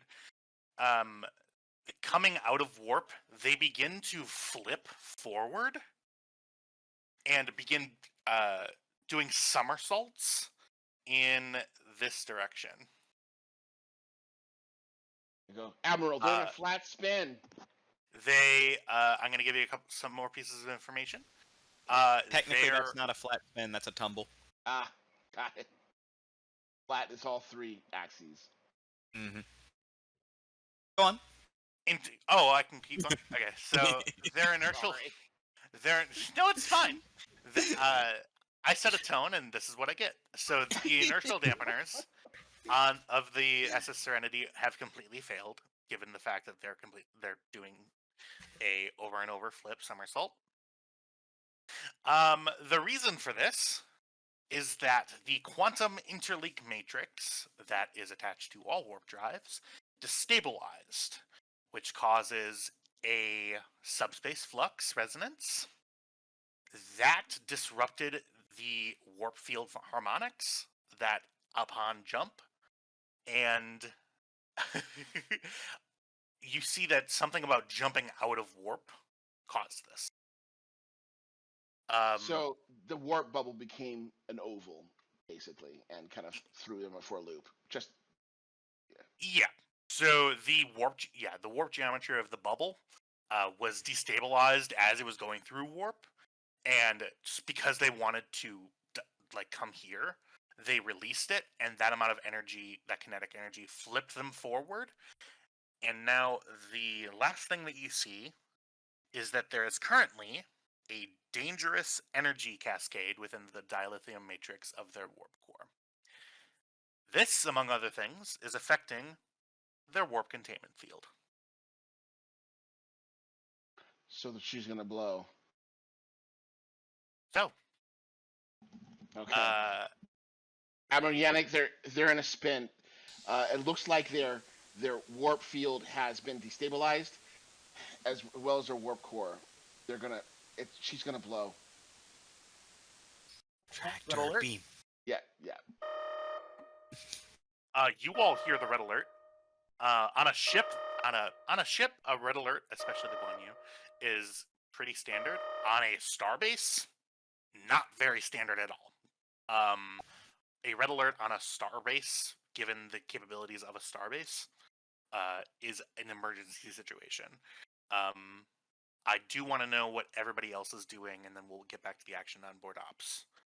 Kestra's providing oversight for the upgrades on the Guan Yu. Okay, so you get the alert on the Guan Yu, Rokel?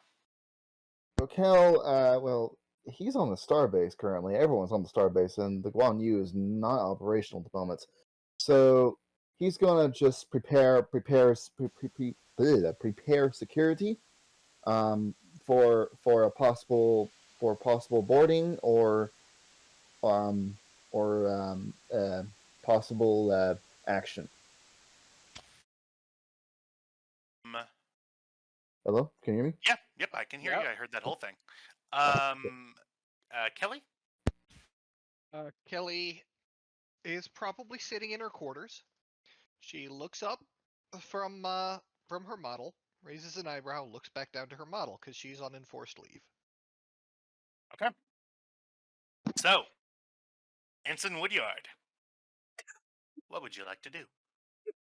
I see the admiral. Admiral, permission to deploy the tractor beam.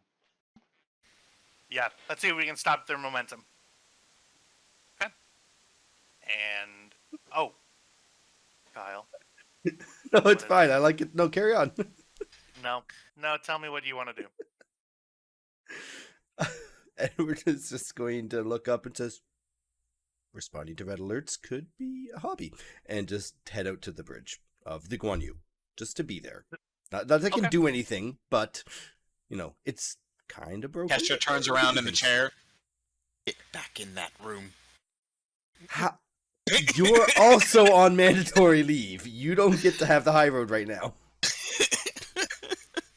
I don't need it. And the sussy fight ensues on board the Guan Yu, a slap fight. Back to Ensign Woodyard. I can just imagine. No, sit down. Ensign Woodyard, what are you trying to do? I'm going to try and fire the tractor beam. Okay. So, go ahead and for the tractor beam.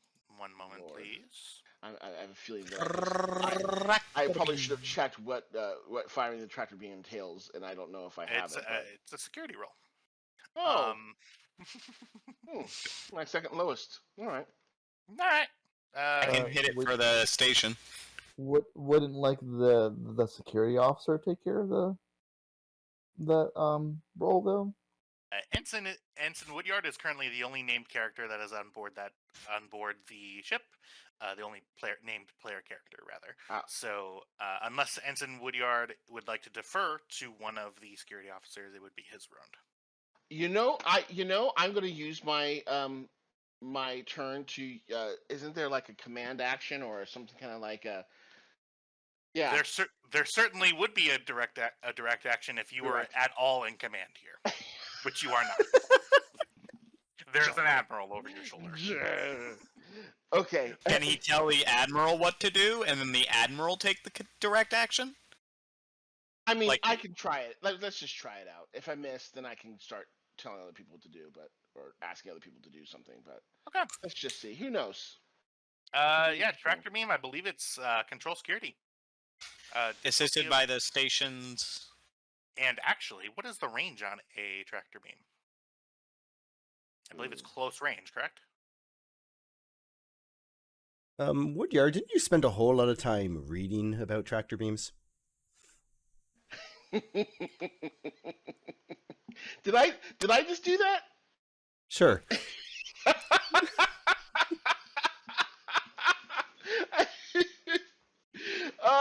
Yeah, I mean, sure. We've got 2 momentum left over, right? Uh, I didn't mean to hit that. I was trying to put the okay. description. Oh, so you're okay. So you attempt a task. You may spend 2 momentum in order to gain additional focus for the remainder of the session due to the breadth of your knowledge. I mean, I'm really smart, guys. If you want to use your talent, it's up to you. I say yes. I say take away 2 momentum, use that talent. Okay, so add a tractor beam focus to your sheet, please.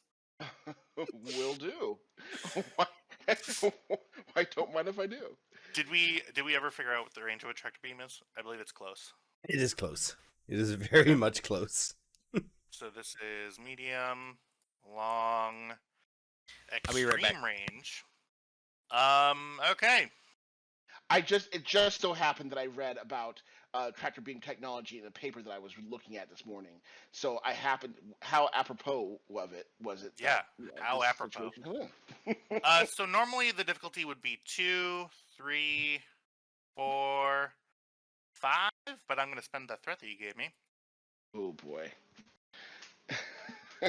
I just have to say, I am not Kestra nor Kelly, and I do not have mega rolls. And yeah, bully. I believe in you. 7, I don't. Prove me wrong. 5 There you go. plus 2 equals. And sure, yeah, There you let's go. go ahead and. Do you want to be in the good books of Daddy Edwards or Aunt Kelly? Because those are your choices. Yeah, got it. And Kelly is kind of the wine aunt of the group, isn't she? Oh, 100%, yeah. so this will be control security difficulty 7, complication range of 3. Oh Lord, have mercy. The Okay. increased difficulty is due to the erratic nature of the flying, and the complication range is due to the flux of the engine is is doing some weird stuff to space. Okay. I'm just gonna 7, huh? Well, I don't. Yeah. Hey, you have a I mean, focus. I do have a focus, and my my focus range would be 2 for a crit. Surprisingly, There it is. Kestra would be great at this role. Okay. Well, I'm going to go ahead and get 3 die. And With with threat. I'm just throwing threat at you. and then do you have a okay, yeah, if you don't okay, 3 dice, so 1, 2, 3 dice, so that's 5 in total. You will get an assist, believe it or not, from Admiral Yannick, who is gonna use his turn to assist with his command. And the and the fortitude gets to assist as well with Sensor security? no, it's gonna be structure security. Yeah. Alrighty, let me hit the task button. So go ahead and make your roll, Titan. Alright. Oh dear. Ooh. Okay. dear. I, You Wait may need to until- spend a determination to re-roll those. yeah, I think I'm gonna have to. Titan values. What do we got? And Yannick with the assist. Oop. Good enough is never good enough. Before we do that, you definitely don't have bold security. No, I do not.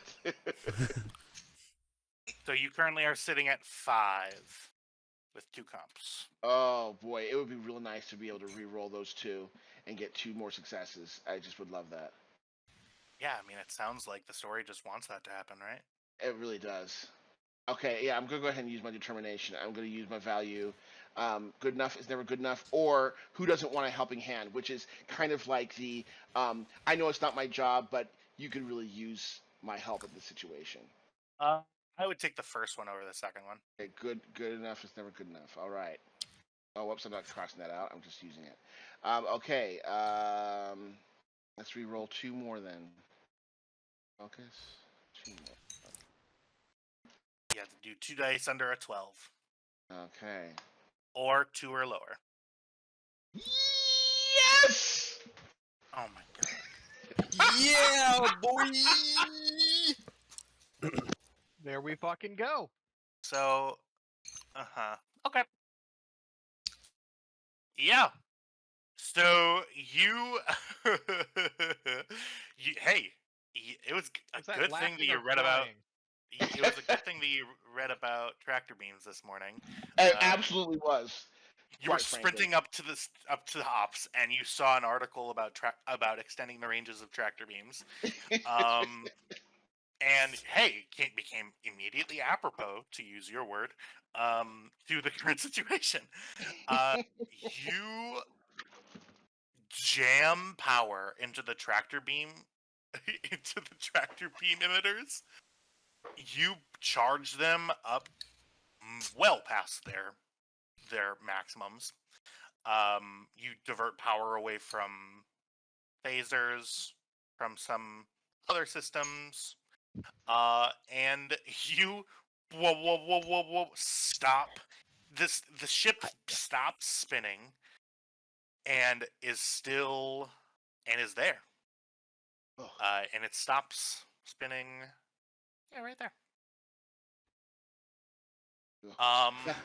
Wait, that was close, Alvaro. That one. Maybe I shouldn't say that out loud. Okay, nice catch. Well, okay. Okay. Are you guys gonna go again? Yeah, I want to. I do. I say, Admiral, please, permission to take an away team to the ship to see if we can make repairs. Ambitious, Linson, aren't you? The admiral looks at you and says, "Man, I'm surprised by you." Not the admiral doesn't say that. GM is saying that. It's an eager little beaver. Do they have that kind of time? If their containment field's failing, shouldn't we just transport them all out of there? Well, I mean, I'd really like to save the ship if we could, but yeah, we should beam them back just to make sure they're okay. Okay. I'm going to, Trev, ask you. Yes. Are you sure? Sure to beam them back to here? No. Are you sure that you want to go there? I mean, Hey, the answer to that question is no. Whenever the No. GM And this is me seriously asking. Well, okay. Here's here's the reason why. Because number one, a couple of Yeah. different things are going on here, and this is kind of in character, outside of character. His dad getting something done is spurring him to get something done. That That's is a good enough reason. That, Absolutely. that is. So He doesn't want to do better than him, but he wants to be able to, when he calls his dad up, say, "Oh yeah, I saw you did this. Oh well, I shot a ship from 3 parsecs away with the tractor beam, and it wasn't even my job. And then I went and fixed it when it was in imminent danger of a warp core breach. That's what I did." that is amazing. Yeah, my So wife here's has what's gonna happen. tangible benefits to the quality of several people's lives in that they got to keep living them. Yeah. No. Exactly. I need to. Okay, so Yeah. everybody needs to be okay with that. And Trev, Yes. in order to transport over there, at the very least, you would either need to swift task or spend 2 to keep the initiative, so that either you or someone else can transport you and Transport the crew off and them on. I see. Well, Okay. no. Trev, Yes. tell me exactly what Ensign Woodyard is trying to do. Okay. To be fair, it's more important to get their crew off the ship first. So But I'm not. I don't want if Ensign Woodyard is seriously not thinking about that, that's okay. No, Okay. yes, okay. I do see what you're saying, and I'm not trying to change the narrative here. But I do think that he would think, beam them off. We'll get a team, and we'll go over there and fix it pronto. The team from the DS42 is fine. He has a professional admiration for Kelly, so he would probably try and call Kelly to come and help. But whatever, since nobody's around, I think he's just gonna have to just act on his own. But he has enough time to get the crew off of that ship at least, so that he can get his people together and go over there. Okay. So, great. Transport range, normally close. And are you going to attempt to transport them off? Oh geez, I don't think I'm good at that at all. I don't have. That's an engineering role.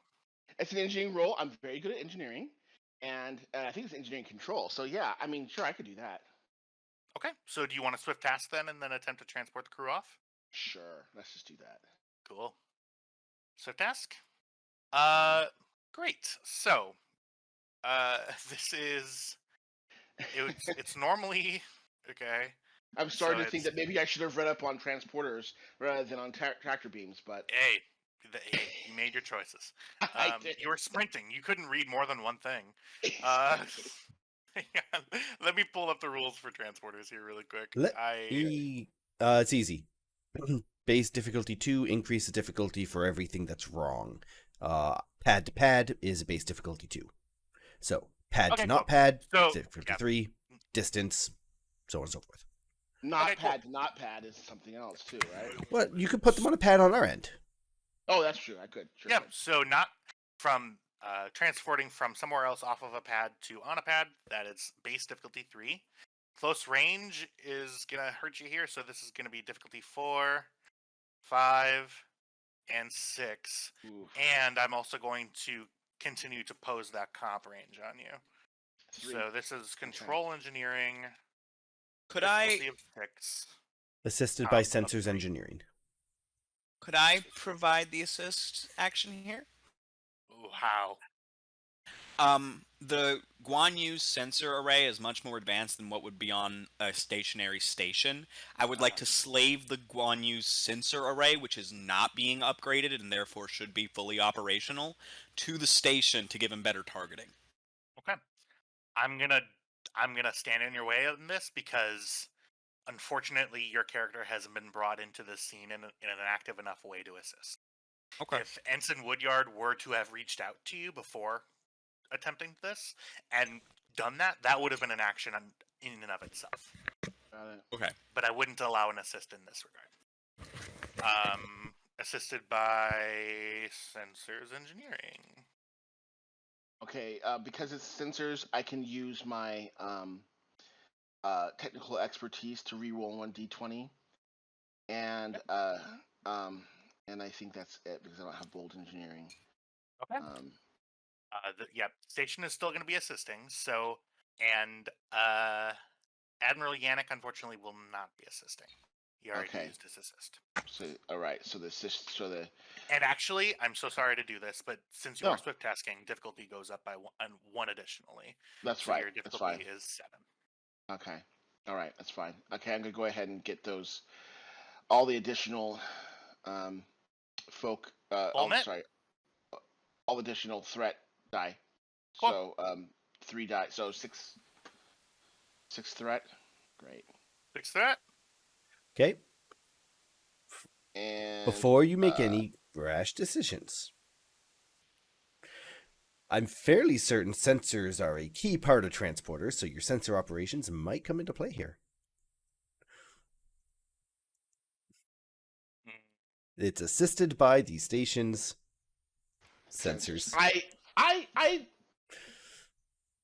defer to superior. It would. But it's a transport roll. It's Okay. simply Oh, okay. I would allow a focus for a comp increase. How about that? Okay. Take it. Okay. So I it's will different take it. than comp 4. Oh boy. Next on my order of fuckery. Yeah. Wow. Okay, here goes. Oh my god. You had so many more things you could do. I don't know what else I could do. I wasn't done speaking. Oh god. Spend one of those milestones you got and re-roll that shit. That. Oh, see, I don't. Well, okay. Yeah. So I'm going to at least re-roll the 19. And the 18, which is also a comp. Well, the 19 because I can use that through technical expertise. Yeah, you're right. Sorry. The 18 I can do through something else. Okay. Yeah. Do your free reroll right now. Get rid of that 19.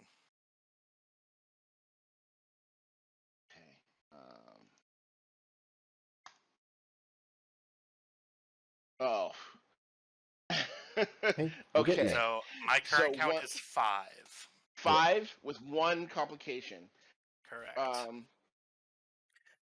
So you can spend your banked milestones if you can cite the reason why that situation would benefit you here. Well, I'd be saving lives. I think that's enough of a reason, right? But you have to recall a point in your past. For instance, you're currently trying to impress Daddy, and you earned a spotlight milestone for shitty parents means smexy spotlight. Again, there you go. My notes, they're for me. Right.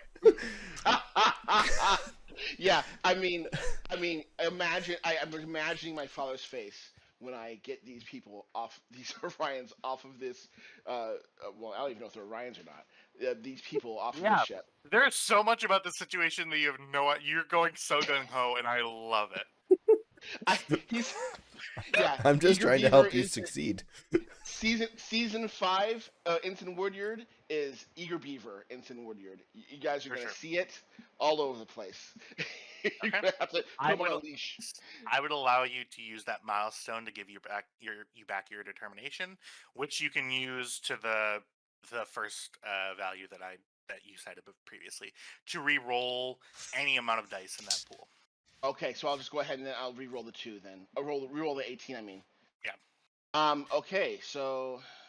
You focus, determination, and 4.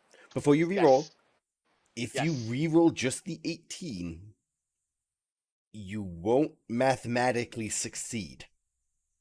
You need Unless to I pick. go a 4. You need to pick.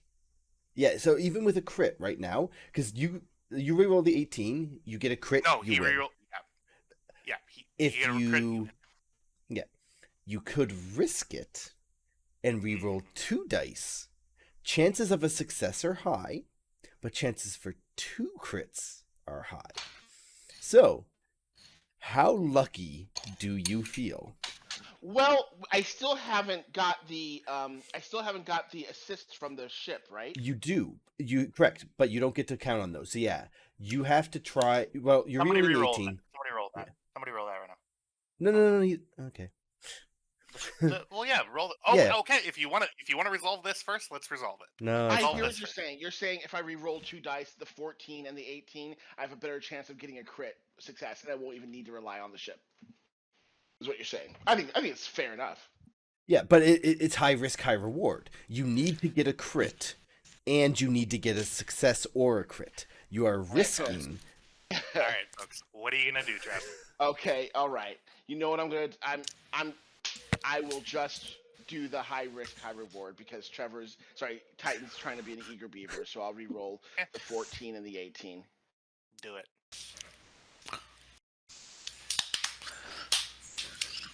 Risk it for the biscuit. Let's go.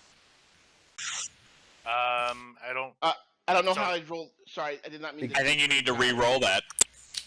No, we'll take the No. first 2 dice to hit the table. So that is not the one. not the one. So that I believe is, and whoever What? if somebody has a fan, that would be. It would be nice if you could turn that off. 4. So that is 5. My count is 5. Yeah, it's 5 success. Yeah, Yep, 5. it's 5. 5. Comp. Yeah. 5 with 1 comp. Which means that the station needs to roll a crit. Wait a minute. No, 2. Oh, right, he rolled an 8. Yeah. I'll hit the Yeah. station. So we're hoping It's a structure security. structure security. Sensor, isn't it? Sensors. It is indeed Oh. sensors. It is indeed. Oh my fucking god! You actually. This system loves me. Praise the Lord and pass the biscuits. We Oh did my it. God. Holy shit. Oh my god! No. That's Wait. I it is. don't want to be that guy. It's sensors Okay, engineering. It's sensors engineering. Yeah. Is a free still a crit? It is not. What? No. Hey, hold on. You had us roll structure security. That was the roll you asked for. In But the future, that was on the previous. To clear it up. That was on the previous roll when we were doing the tractor beam. Tractor beam. Yeah. It's okay. It's okay. It's all right, So, guys. How about this? Look, complications make things fun. Hang on 1 second. So we'll get rid of it. Roll the correct one. Roll sensors engineering. If it's a Here. crit, I will allow it. Oh, come on. If it no. If it's it, so you have 5 and 1 comp. Roll sensors engineering, and we'll get what we get. Ah. damn. So You know, That's lame. look, we tried I- real hard, yeah. guys. I think that is totally fair because if we rolled what we rolled before, I gave you basically another chance to get a crit. Yeah. So Will you we let us that is succeed at cost? I should I should have just rolled 1 because I took a success and turned it into a complication, and I'm really upset about that. But that's okay. you asked if you can succeed at cost. Mm-hmm. Yes. So you would be Oh, Lord. you would want to succeed with 2 complications. Is that correct? Well, just I mean, even with Well, We to didn't succeed at succeed. cost, that means you're adding 1 complication. Don't you would- succeed at cost. Take the complication Yeah. we have and let the story go where But it's going at currently this you point. have a critical failure. yeah, we have a failure and we Oh, have yeah, I no. Well, we suppose. don't have a critical failure, but we don't. We You did. do have a critical failure. You have a you didn't roll Oh, enough yes, you're right. successes and a And complication. we have a yeah. I mean, a complication. You're right. So it is a critical failure at this point. Yeah, you know, I gotta tell you, as a little kid, one of my first nightmares was watching the transporter accident from Star Trek: The Motion Picture, and so the thought of a complication at my responsibility for that is kind of gross. But I think let's just do it. Let's just do success at complication. Succeeding at cost? Got it. Succeeding at cost. Okay. So, I'll take the demotion.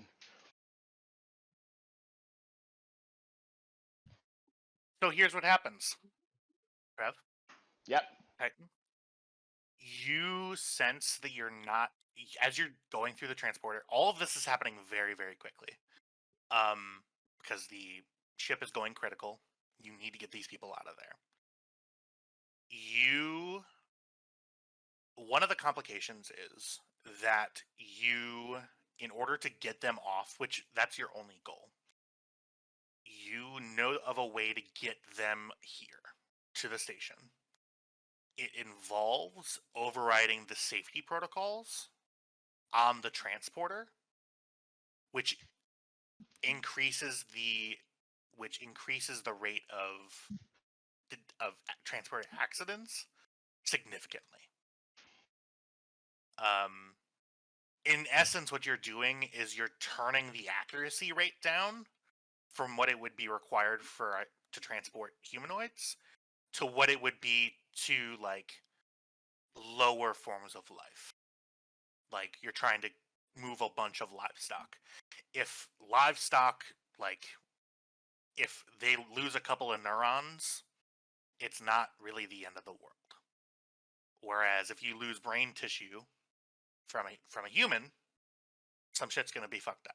Oh Jesus. So you see that is something that happens. You have a feeling that some sort of accident has occurred, but since you are not transporting them to somewhere within your direct sight, the only thing that you see on your screen is a energy to matter conversion rate of 98%, whereas it is normally 100%.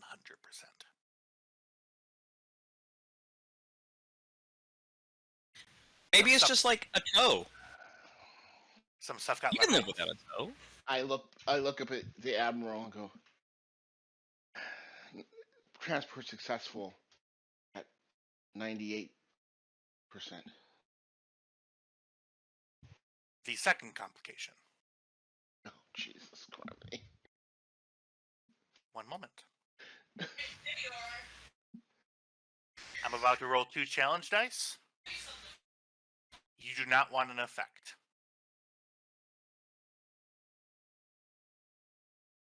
All right, no effect. All No right. effect. You sense the warp core on board the SS Serenity further destabilize.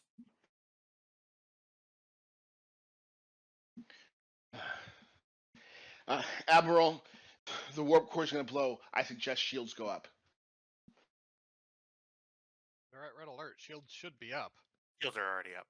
Well, they were down Transport. momentarily to transport, but shields are up, Ensign.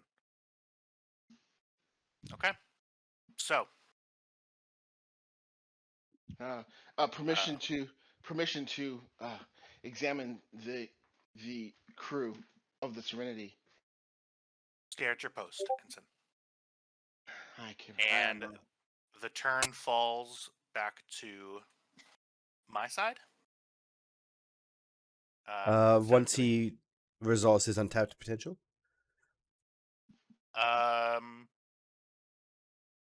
Yeah. Go ahead and I don't know if he roll. technically succeeded.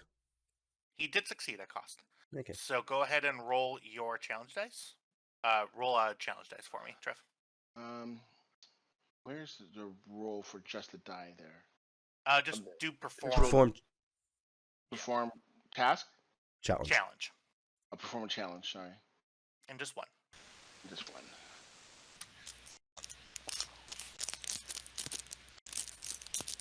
Okay. You gain 1 momentum. What the hell is that crinkling noise? Victory. Hagen's just eating chips next to the mic. Sorry about that. No, I was crinkling plastic because I'm nervous as hell. Oh shit! Sorry. I'm just like fidgeting with a piece of plastic over here. You need to get you soft fidget toys like these earplugs I have. I'm going to roll some more challenge dice.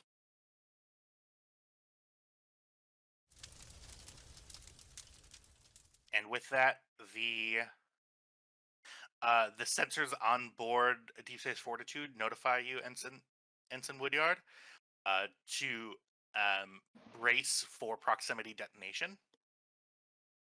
And with that, a warp core breach occurs, and the SS Serenity is lost.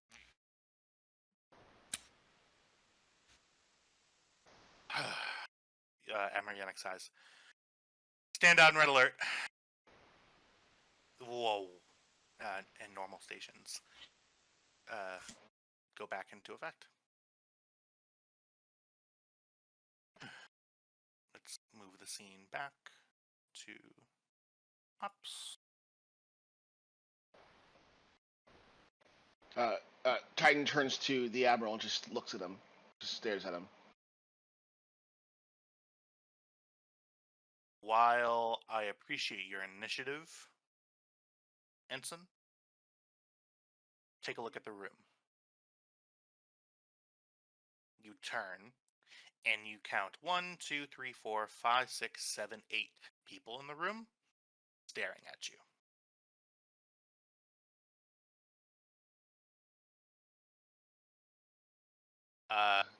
The lieutenant, who is currently outranking you, walks up and says, "Please know, Ensign, that I will be entering this in full in the log. While on the ship, you may be alone on the bridge. Even then, you would still run stuff like that by the room. You have resources at your disposal that you decided not to use. And that's a shame." I am wrong. And the science officer goes back to her station. New scene. As we... Jeez, the mood got all somber. Let's continue. Bless you? Excuse me. Sorry. Didn't quite mute that in time. Yeah, it's weird hearing the first half of a sneeze. Ensign... Oh my god, I forgot that our doctor isn't the doctor anymore. Oh. Well, okay. I'm not in sick bay. This is new. Woo!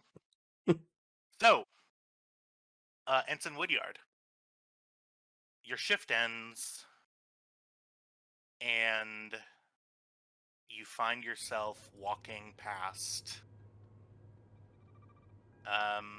Actually, you know what? Rokel. Yeah, what is Rokel doing? He was trying to prepare for boarding actions and things like that. So, but if he heard of transport action was in progress, he'll probably station some security officers over at the medical bay. Okay, yeah, for sure. Let's go ahead and move Rokel into the scene.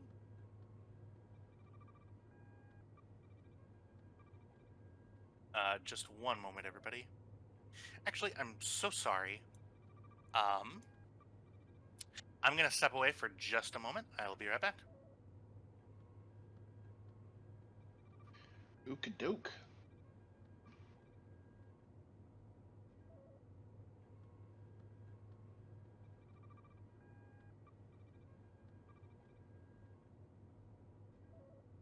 I am having way too much fun with this log.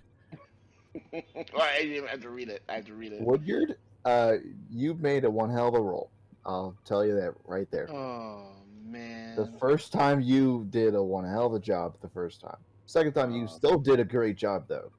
Okay, you still did a great job with it, my dude.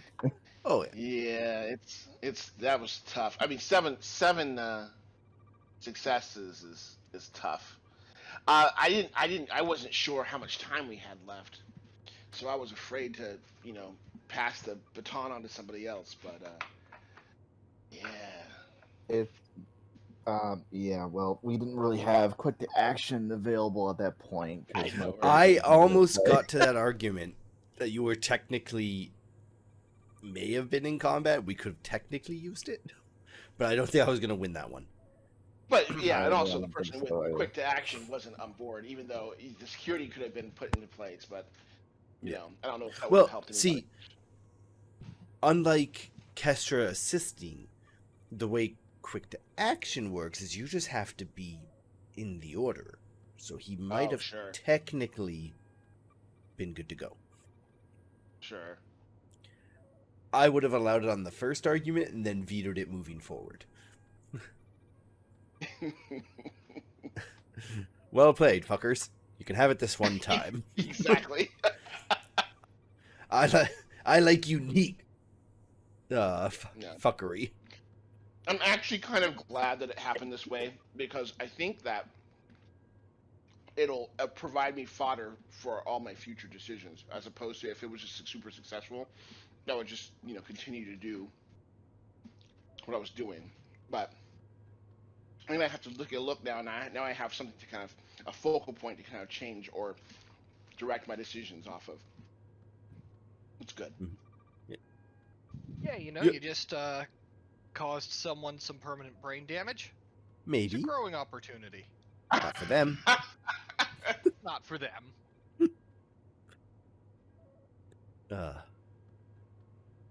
Yep. I thoroughly enjoyed the last two portions of the log. Thank you for that, Trev. I have to read it. I have to read it. I have a new favorite hobby. Hey. The counselor told me to get a hobby. Now I've got one. Oh, I have the log up already. It's just that it's on the. Okay. Apologies, everybody. Cool. So, Ensign, Sogorkel, you walk into sick bay, and you see a couple of things. Number one, you see Dr. Grix is currently working on somebody in the surgical bay, and you see that you can see the shimmer of a sterilization field around the med bay. However, you can see that Dr. Grix is currently working in surgery. Hang on. No, don't worry about that. The being that you see being on the table with Dr. Grix is a tall, very slender. You see a couple of things about the physiology that you deem as strange. These are not a species that you have met before, Raquel. Sort of long appendages, very long arms, very long legs. You see a tail sticking out that the unconscious person is laid on. Sort of a deer or like a fox-like nose, big ears that are sort of flopped back. You see... Can I just say that I love them, and I would die for them? Okay. This is me, not Kestra. Good news. Would die for these creatures. They're adorable. You see that Dr. Rix is currently working with a nurse, like a human nurse. They're on. They're doing surgery. Here, you see that Ensign Saral is currently examining a smaller version of a smaller sort of phenotype of the species. Sort of long draped cloak, smaller features, smaller tails, smaller head, appears to be an adolescent or a child. You see burns across some of the clothes that the child is wearing, a large laceration across the forehead, and the ears sort of flopped back. This person is also unconscious. And you also see...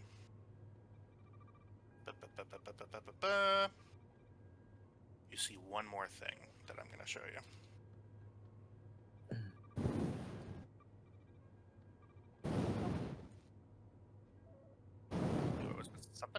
Okay, what? Who's shooting? Nobody.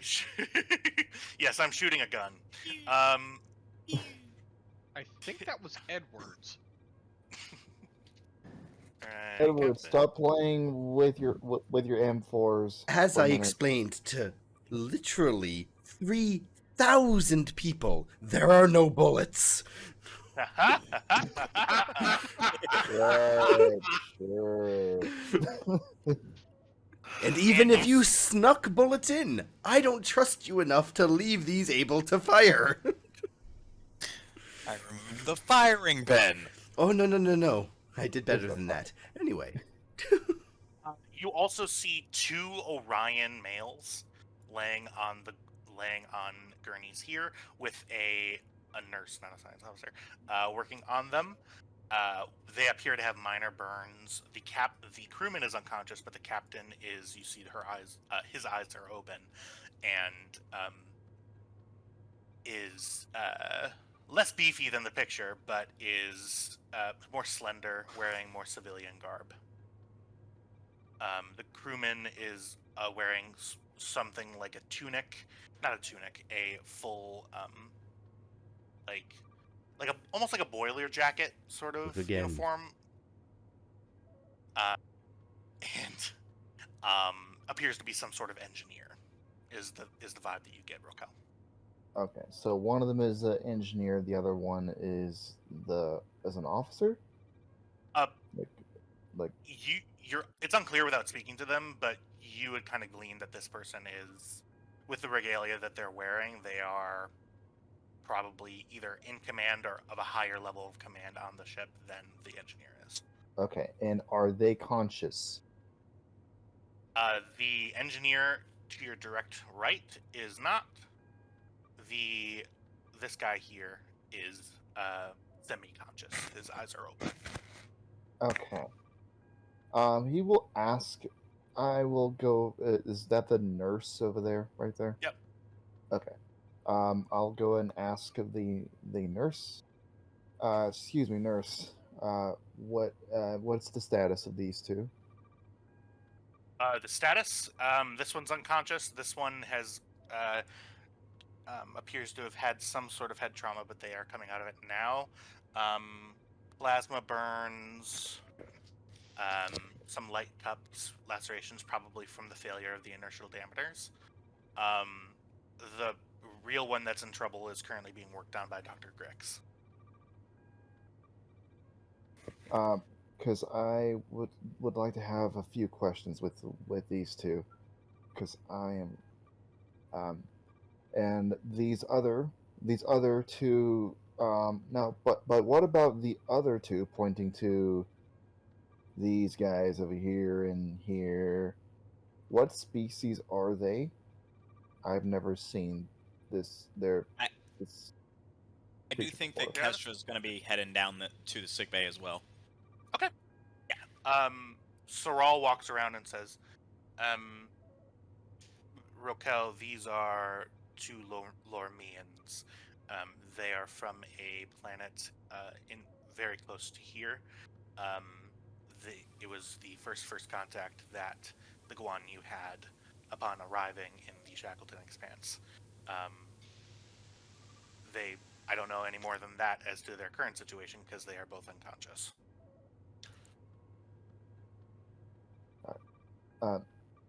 Just whenever these two, talking about the 2 Orions, whenever these two are free for questioning, please let me know.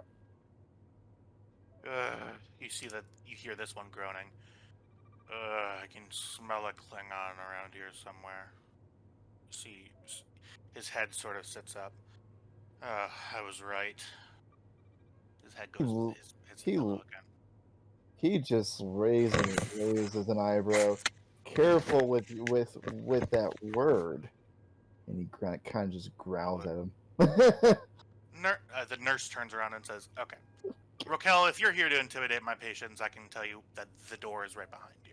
No, that is not what I'm here for. But I just What are would you like here to. for?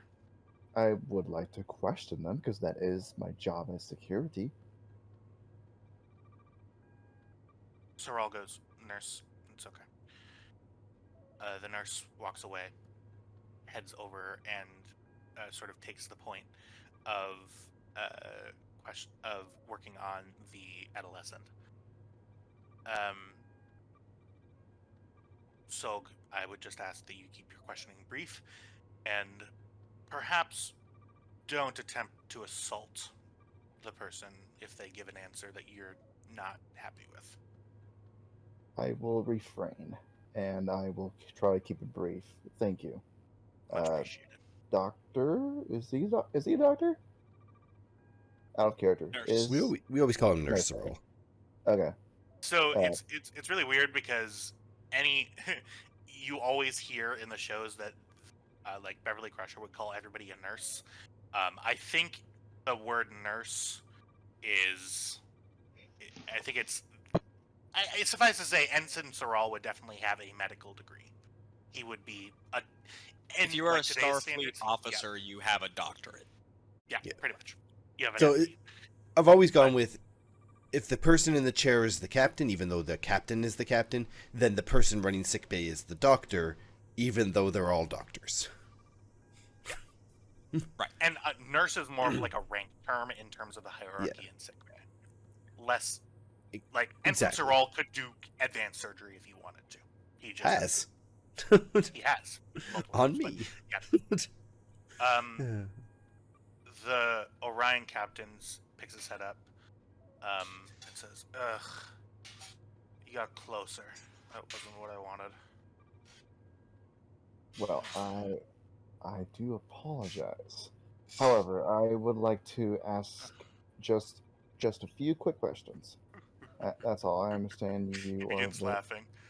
Hey, Muka, I just heard a Klingon apologize for the first time in my life. I must be hallucinating. Okay, Raquel is Uh-oh. just trying his best to keep his cool. He's just ignoring the whole thing. He's just ignoring their innocence or insolence. Ignorance. Yeah, their ignorance. What can I And do for you, Mr. Klingon? what I would like to ask you, what is okay? Out of character, is this one the engineer one? No, Right. he is the captain. Okay.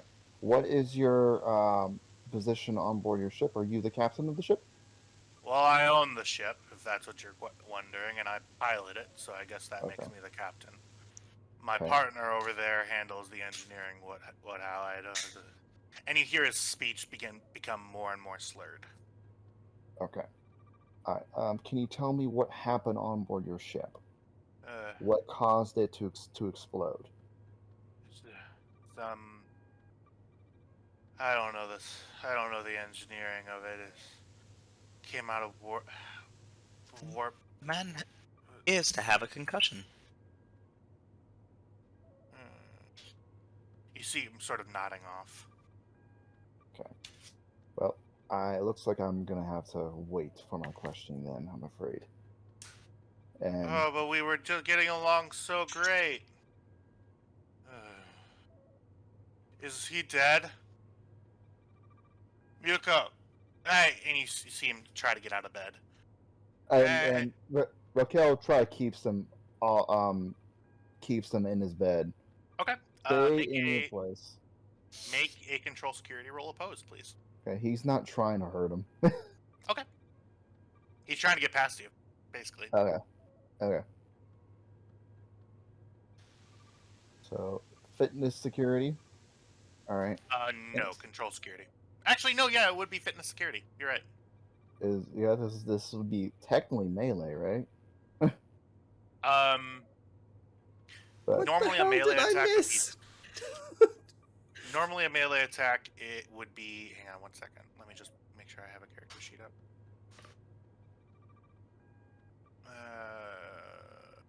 Okay. Apologies. So a melee attack would normally be daring security, but since you're trying to just keep him where he is, I'm going to say it's fitness security, opposed by his fitness security. Due to my talent, melee would be fitness for me.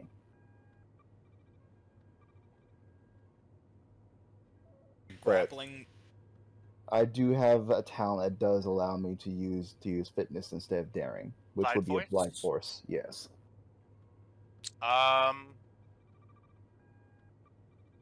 Okay.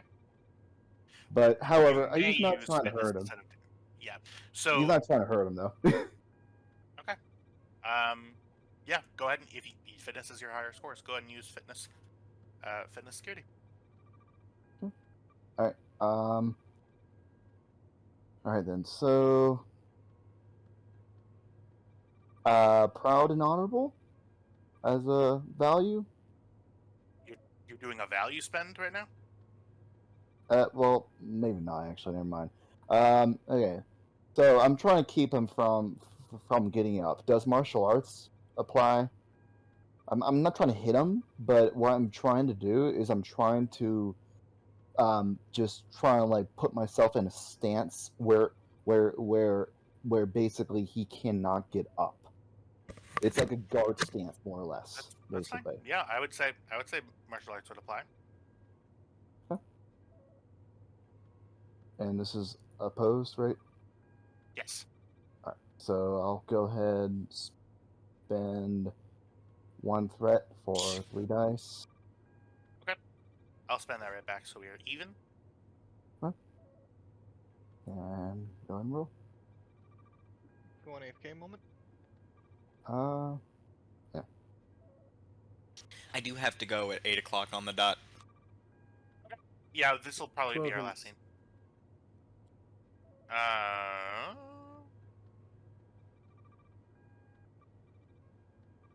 Focus.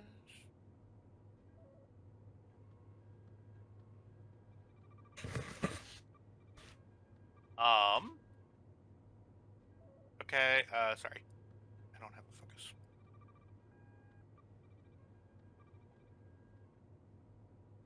Okay, more momentum generated. Yeah, he sort of. Is he?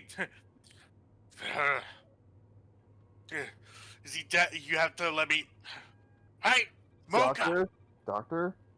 I just kind of like yell at our doctor, nurse to get over here to tell him to get. Can him I in. arrive at this point? Yeah, yeah, you're sort of hanging back. I would say. Yeah, Hagen. Yeah, so I walk over when he starts saying that, and I put my hand on his shoulder. I'm like, sir, you need to stay lying down. Your friend is unconscious, but he's okay. He's alive. He's not my friend, damn it. He's my husband. Let me see him. He starts resisting. Okay.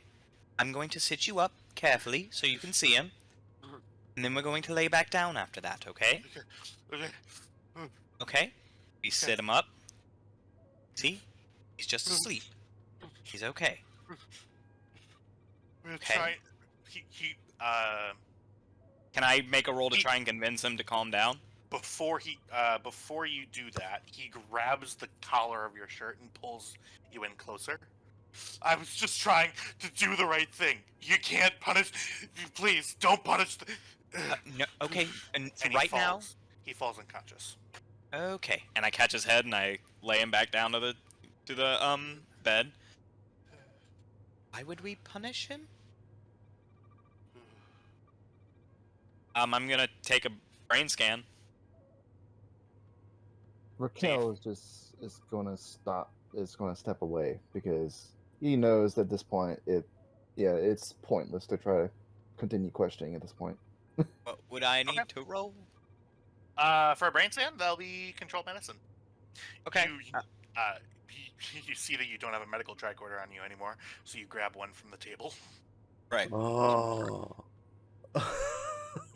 You're right. Let's take that med kit. Yeah, That neurocaliber. remove that fucking medkit from Kit. Oh no. Oh no. And that plasma rifle. And that body armor. There you go. That neural caliper is mine. I keep it on me because I can use it for knock someone out. It's not part of the med kit.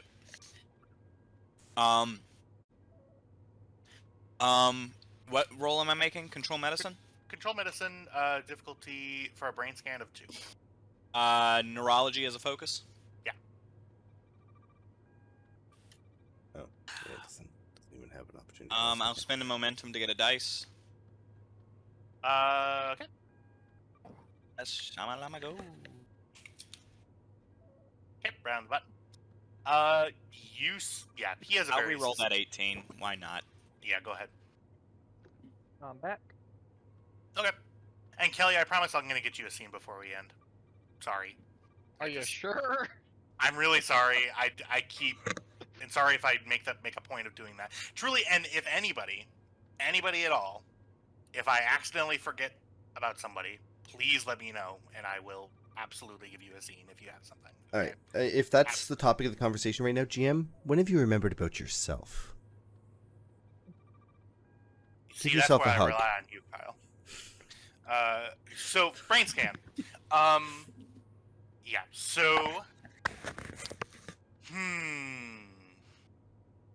brain scan. He has a very severe concussion. Something like in modern, like today would be like you're not allowed to go to sleep. But with modern medicine, with your current level of medicine, pretty much any level of sedation will assist with the healing process. Anestazine and neural regenerator. Yeah, you plop the weird suction cup little thing on the base of his forehead, and as soon as you do that, you see states of recovery in the brain, and the anestazine pretty much puts him out.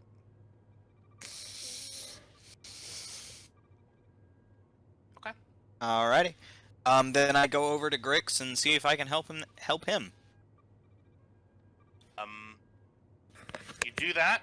Do you need any assistance, Doctor? Unfortunately, I'm slightly unfamiliar with the physiology of this species, but it appears to be rather humanoid in nature. Very similar to Vulcan physiology, actually. Heart where the Do liver I is. recognize this species from reports that I've read? You know that the first contact of the Guan Yu was of a species that is similar to this. I believe... Yes, I believe... Hold on, one moment. And I go to the computer, and I'm going to see if we happen to get any kind of detailed scans of these things, so we know what a baseline looks like. You see that any baseline measurement would have been from like orbital sensors from the ship. Yep. There was one with a broken leg who we rescued who was treated. We've got medical scans. You have a medical scan of Of Lormians. We picked them up out of the hole, remember? When we were spelunking. We went back and saved them. It was the daughter of the scientist. Hey, since that added 1 momentum, can I just, if it makes you feel better, spend 2 momentum so that we have a detailed medical scan for an advantage? So, the only reason why I'm going to say no is because the scans that Grix has already taken are far more in-depth than the scans that were taken in an emergency situation on the planet. So, I'm not looking for we're looking for baseline vital reason. So in order to treat something, you have to know what it looks like when it's healthy. Right now, the only frame of reference Grix has is that this thing is clearly very fucked up, but he doesn't know what to do to get it to healthy. That's what I'm looking for.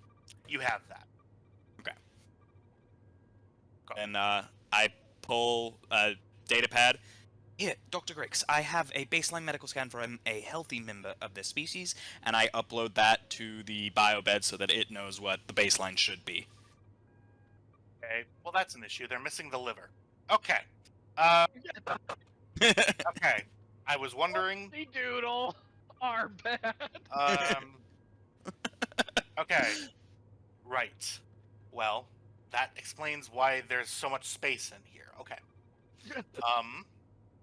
Cool. This is going to be pretty involved, but I think I got it. I could order the lab to flash clone a liver for you.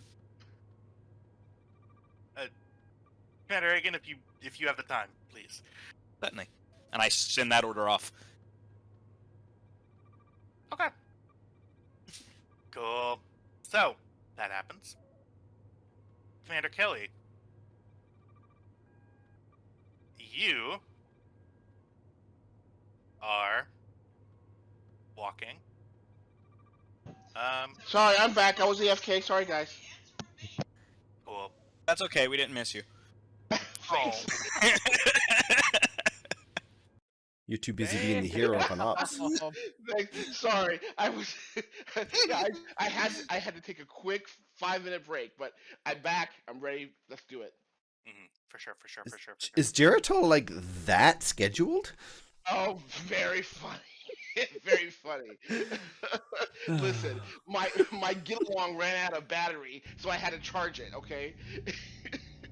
Gerald Ford? Oh, Don't do it again. I'm not gonna laugh.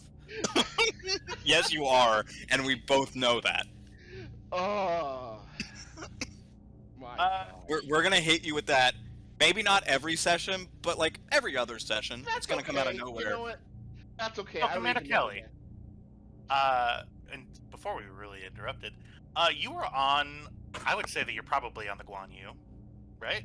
Yep. Using the installation.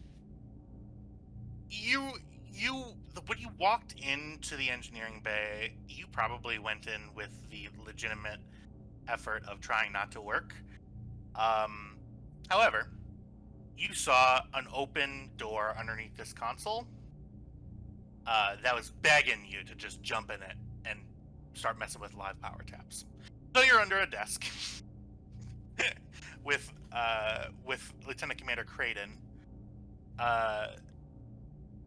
She walks up and says,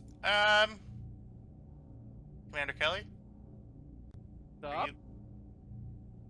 I walked away to grab something to eat. You're where I was. Everything okay? Oh yeah, except you put the number 12 where the number 15 should go. Well, see, I did that. I was really hungry and I put it there. It wasn't active at the time. I can see that it's active now.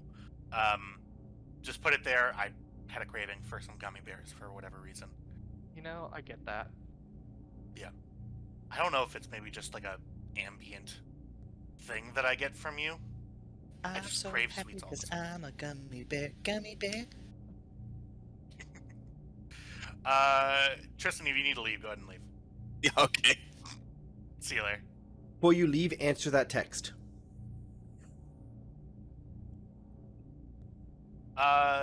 Creighton lays down next to you and says, "Do you want another hand?" Well, it'd be a little cramped in here. Well, we've been more cramped before. Fair enough. She lays down next to you. And then you guys start getting to work. Now, you work in near silence. Be the same. You guys are making polite chatter. So, it seemed very last minute that we're putting in these secondary reactors. Kind of throwing the power grid for a loop. Kind of interesting. Yeah, not sure whose decision this was, but I can see the benefit. Right. Well, yeah, more power is definitely a good thing. It's just making sure the power that we have is able to go to places is still important. We thought about adding this stuff in when we were building the ship, but what wasn't deemed stable enough. So I did want to. I was actually going to tell you that Captain Edwards let me know that I would be taking over as operations manager on the bridge. Well, it's about time we filled that spot. I've only been chief engineer for what, months? Yeah, it's been a long time coming. I was sort of in the doghouse there for a while, and What with the crazy AI and all? yeah, the whole stealing your work and making sure and trying to make that work for everybody and not telling anybody and almost dooming everybody and exploding everything. Yeah, I can see how that might leave a bad taste in the mouth of your superior officers. Right. You hear a door open. The main engineering door. Is there a Commander Kelly here? Up. Thank you. Commander Kelly, I'm Dr. Talos. You guys having a party down there? Well, I guess that depends on how fun you find rewiring a ship's power grid to accept a new reactor. You know, gotta be honest with you, it does not sound very fun. Then probably not. Okay. Can I steal 2 minutes of your obviously leisure time? Yeah, she probably is still in her civvies. Yeah. Are those flame retardant? No. Yeah, how about we get out from underneath the console and let the engineer on duty do the work? Ah, fine. You can Kraden, take a finish walk. up. Okay. She sort of gives you a look. So, She stands up, kind of dusts herself off. Commander, out of GM character, have they been introduced yet? Nope. Nope. I see. Well, I'm not sure if the memo's gotten around, but I'm the new ship's counselor. I'm Dr. Talos, and he holds out a hand. She gives him a firm handshake. It's nice to meet you. We'll Nice to meet you as well. probably be meeting weekly. Yeah, that's why I came. Seems to be that. Oh, I have an order here. Yeah. Mandatory counseling. He hands you the order, and you see it has Admiral Yannick's cyber signature on it. Yeah, I was gonna set it voluntarily if they didn't hand down orders, so. That's good to know. So, engineering, huh? Yep. This a conversation we should be having out here, or do we need to go into my office? I'm no need to have any formal discussion. It's just maybe we just walk to the other side of the room. How about that? Alright, fair enough. He sort of walks.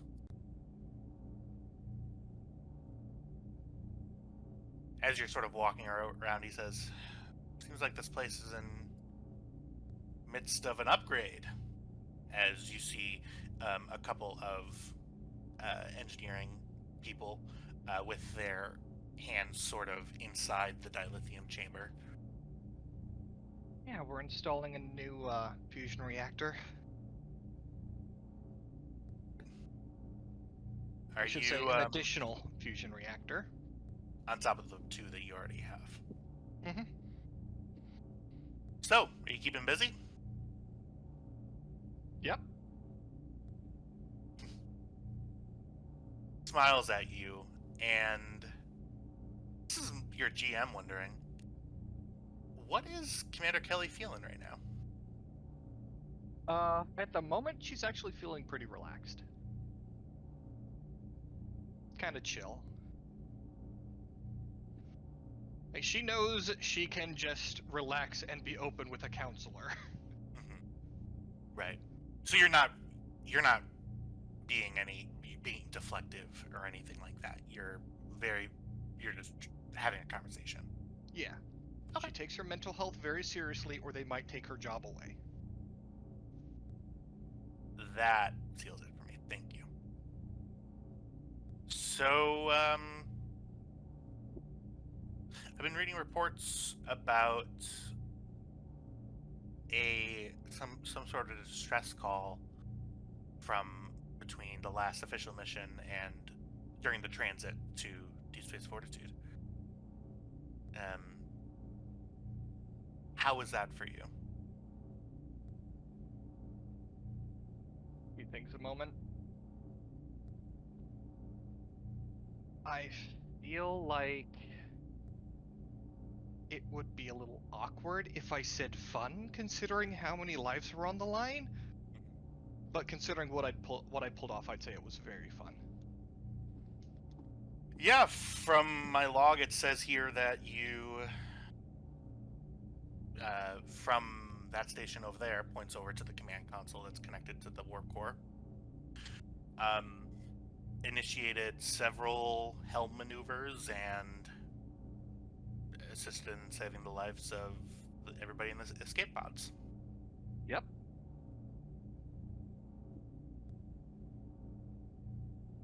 Commander, I want you to know that in our appointments in the next upcoming days that my job is to assess your fitness for duty, and obviously, considering your abilities, considering the fact that even during a mandatory shore leave, he holds up air quotes, period, that you still feel the need to have your heads inside of consoles. In my defense, that was the first piece of the ship's engineering I have touched since the mandatory leave came up. I have been on the holodeck, I've been building some models, I've been learning mixology. It's been quite fun. You see a slight smile curl across his face about regard when you say mixology. Well, I just want to make sure that everything's all good up in the old noggin of yours as well. That's all that I'm here for. Clearly, you're very we'll competent. definitely have a lot to talk about on our first actual session. Yeah, I'm sure. Yeah, Okay. that last mission, that kind of fucked me up a bit. Yeah. You know, never easy to lose crew. Were you close to Ensign Reese? No, we barely met, shared a few drinks once or twice. Hell, Okay. that was literally right before we had to start running. Like, we were in the bar when that came through.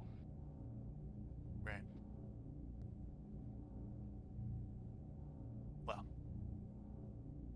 we have our session to talk through anything. Just to prepare me for that session, is there anything that you're going to be bringing up during the session that I should prepare for? How I'm dealing with the lost Vince and Reese. Anything else? Nah, just the normal stuff. Now, It's been pretty quiet lately, so, you know, that's really helped. are you intending on deceiving him? Nope. Okay. Yeah, I still have, you know, the occasional nightmare about the whole assimilation thing. Yeah. From what I've heard, the whole assimilation thing is kind of a big deal. Yeah. It tends to stick with you. Clearly, as he looks at your arm, where previously you didn't have the little sort of the Borg circuitry across the front of your wrist, like the top of your arm, on the back of your hand, sort of right there, where the assimilation nanotubes will come out. Now that is more prevalent, that circuitry, peeking over your skin. Yeah, you know, if it weren't for the massive amounts of trauma and forcing me to try to hurt my friends and the whole assimilation of all living life in the galaxy, I might consider being turned into a Borg and upgrade. It has actually been very helpful. Yeah, for sure. Okay. Well, I'm gonna pretend to not know that you were underneath the console, but I would recommend that if for whatever reason the Admiral were going to be showing up on the ship for an inspection between the hours of 1100 and 5 and JIT military time. 17. 1700. Between the hours of 1100 and 1700, that I wouldn't be doing that again. Well, if I were to be privy to that information, I would certainly make sure that I was in the holodeck or somewhere else appropriate for someone who is forced to be on leave. If For I sure. were privy to that information. It's a mystery. He Indeed. smiles. And he I walks. think we're gonna get along great. You know, I, for whatever reason, believe you.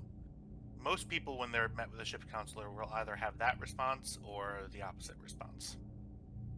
I've met some of both, but yeah. Well, to your duties, which include not having any duties. He turns around and walks into a door that opens to a supply closet. Goes, oh shit, and Be the sort of points.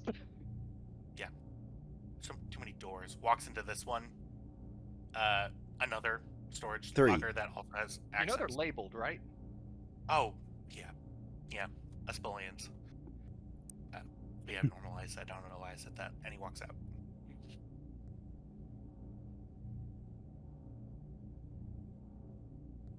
No, Nice. Commander Kelly, would Commander Kelly like to do anything else in this scene? She is going to make sure she's in the holodeck during the time of the inspection that she certainly was not warned about in advance. For sure. Okay. With that, we'll run our final scene here.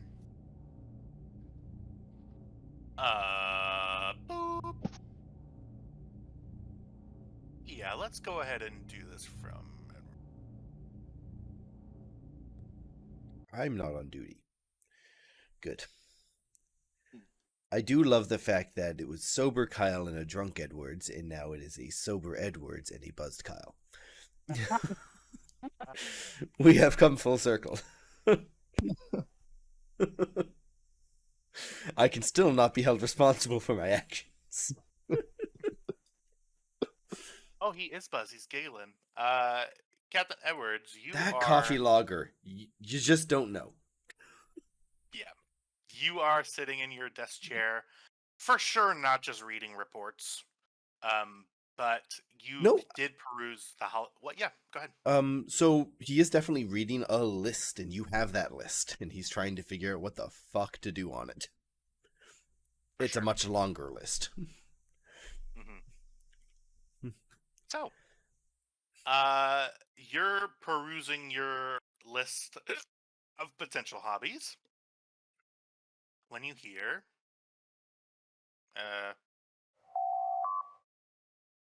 He just looks up for a second. Oh, I'm not in emotional distress, so it won't be Kestra. I'm not being beckoned anywhere, so rules aren't being broken. All right. Enter. And he'll stand up. and walking into the room is the person who just last night punched you across the face. I'm sorry. I'm just laughing at Babes. that. As you walk in, Edwards is normally energetic and relaxed, happy demeanor. It kind of slips for a second. Sir Grukel, welcome aboard. Were you given quarters to your liking? Yes, it's actually a lot more comfortable than I actually imagined. But, We can- Captain, I am aware you are off duty, so I do apologize for the meeting. If Not at all. Can I get you a drink or something to eat? please, take a Rakajina, it's fine. Computer, delete the rule about giving me 2 coffees without recycling 1, and give me 2 Roctaginos, and then reinstate the rule. Authentication code required. Oh, fuck's sakes. Edwards Alpha 928368 Bravo. It's a whole thing, don't worry Second about authentication code required. it. Okay. One moment. Computer. His dirty stuff. You hear Computer? the computer respond. Replicate me an empty glass. Thank you. We've been having problem with the replicators lately. This might work. Computer, replicate me one Ractigino, the way I like it.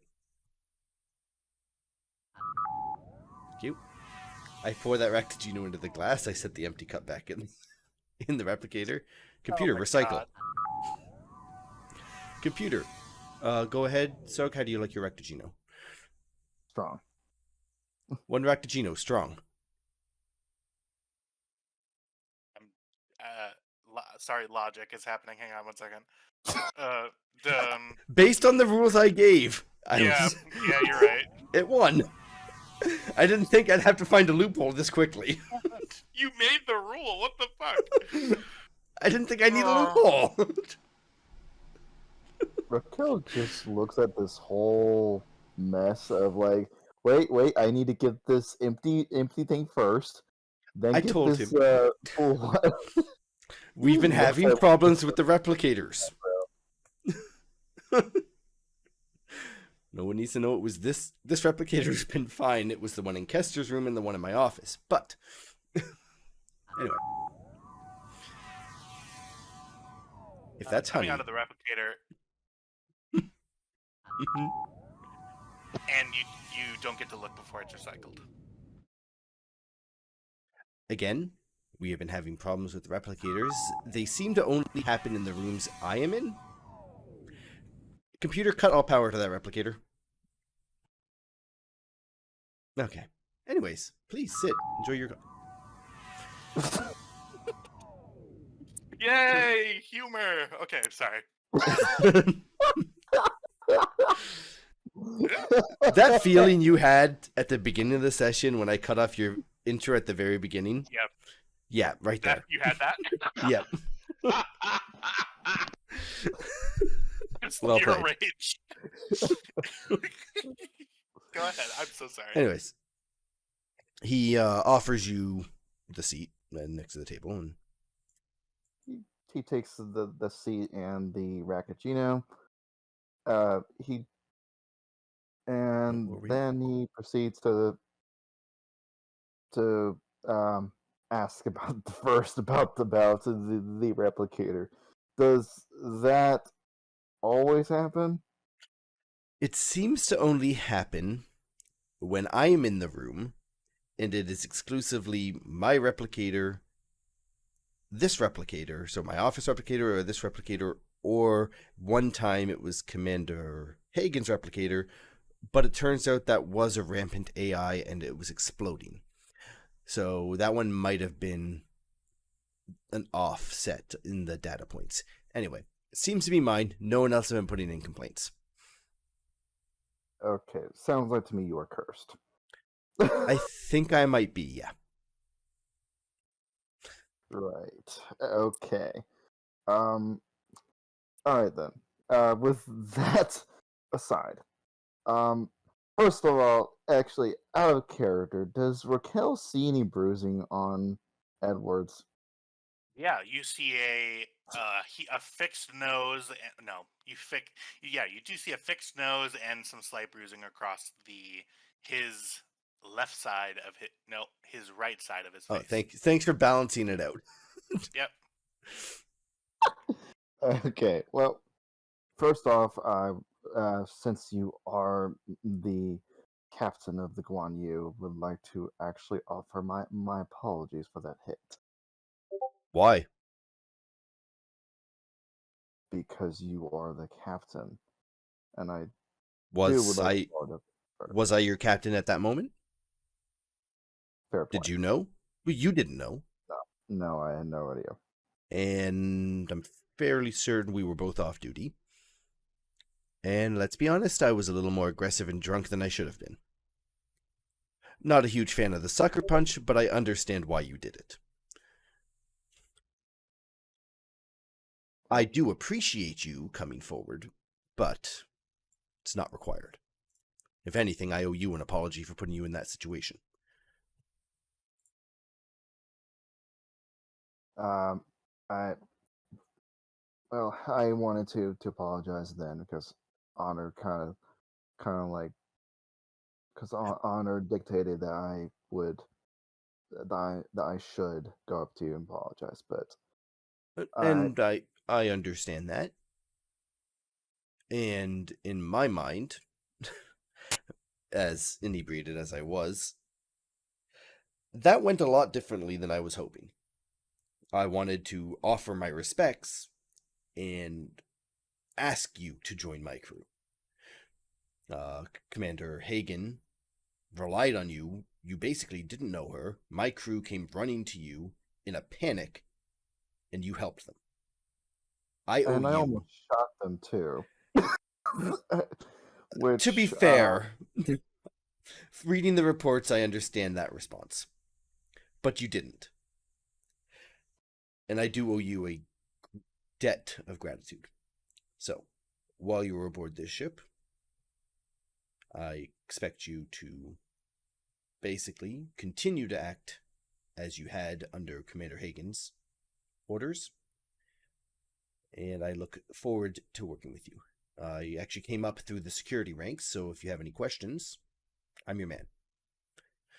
oh, you came from security ranks. Oh, I did. well, we have a lot more in common then. Just would like to ask real quick about the security department I will be assuming command over. So anything that I should be aware of about the department. I am aware that the ship's crew has been through a lot. I understand that part. And due to that, we've actually rotated a number of them out to take a extended break over on DS Fortitude. So you actually have mostly an entirely new team to train as you will. Heads up, all of your training programs have a little surprise built into them called the Kelly Protocols. Surprise and Kelly protocols. He What? raises an eyebrow. It's canon now. God damn it. Because he's It was never even canon heard back of this then. one. I mean, We said it out Neesh- loud. Neesh was aware of it, but Yeah. he isn't. He isn't aware of Kelly and her shenanigans. You met Lieutenant Commander Kelly, and from what I can glean of what happened, she was on her best behavior due to the nature of the situation. She is an agent of chaos. She's very much on our side. She is a great asset to have. However, you will never quite expect what she pulls out of her magic bag of tricks.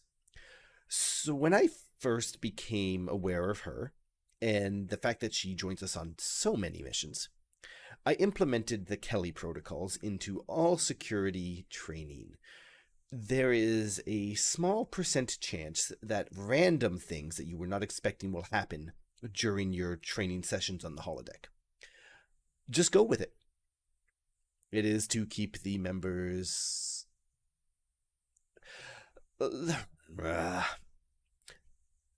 There's no better way to put it. It's to keep them surprised, because you never know exactly what is going to happen. And so far, it's actually worked out really well. No one is surprised when she magically touches a computer and takes control of an entire starship from a planet away, or creates a grenade out of a couple of tricorders and a rock. I'm sorry, a grenade out of tricorders. That's impressive. Yes. I- And when you see her randomly rock pull was candy out not of nowhere, don't question it. Just let her eat her candy. Which that explains the gummy bears. It would explain the gummy bears. Yeah. Okay, so you've gotten a small amount of Sersha. Yeah, I found some very old gummy bears on a floor, and she asked to ask for some, so I gave those to her. It was very strange, but Yeah. thank you very much for letting me know of that. But also, he hands you over a pad a little bit of some of the things he's tested on one disruptor rifle on the Nog or Norg, whatever that ship is called. Norg. Probably cannot remember. Nope. N-O-R-G-H. Norg. Norg. Okay. Norg. Norg. I would like to implement some of these changes on some of your ship's phasers. Unfortunately, on your rifles and your pistols, of course, because unfortunately could not have the time to implement those changes before the transfer. But the changes was making allowing the weapons to be able to have a higher rate of fire, so that way you can have more shots out. As long as we don't. Well, actually, how familiar are you with the Federation phaser? I assume very. I'm actually very familiar Okay. with a phaser. Yes. So, unlike a disruptor, we have a stun setting. As long as we don't mess with that power setting and we can keep stunning our targets, which is our main priority, I have no issue with you making modifications. Right. I will not be messing with the stun setting. It should not have any issues with the stun setting, but I Then, will keep in mind. in that case, I look forward to seeing your tests. Thank you very much. I just Also, would like to. I would recommend you read up on quantum torpedoes. We now have 20 of them. Use them Quantum sparingly. torpedoes. New from the front. I've heard of them from battle reports of being quite effective in combat. So that should be quite interesting. Oh, Carrot, does the Klingons even have any quantum torpedoes? I know they have photon torpedoes. They do not. Not at this time, no. Nope. Okay. So he's quite new of this, but he probably has read it through battle reports from the front, how effective they were, stuff like that. Right. I will get myself familiar with this weapon type, because unfortunately we don't have these weapons on our ships in the Klingon Defense Force. But however, I will do whatever I can to get familiar with this weapon system. How long have you had this weapon system? I haven't actually had a chance to use them. This is the first. Oh, okay. So the ship's also brand new to it too. Correct. All right then. So I'll get familiar with that weapon system. Get familiar with the crew I'll be working with, and get started on the rifles and the and the sidearms as well. Again,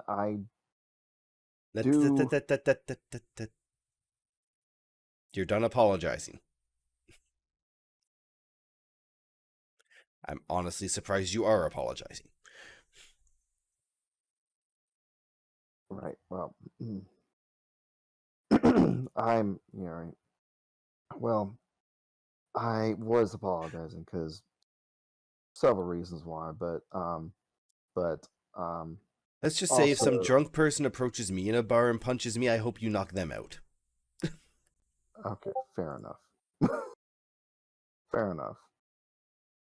He drinks the last sip of the Rakajino. He stands up. Thank you for the Rakajino, Captain. And he sticks out a handshake. He takes it. Big, firm, sturdy Edwards handshake.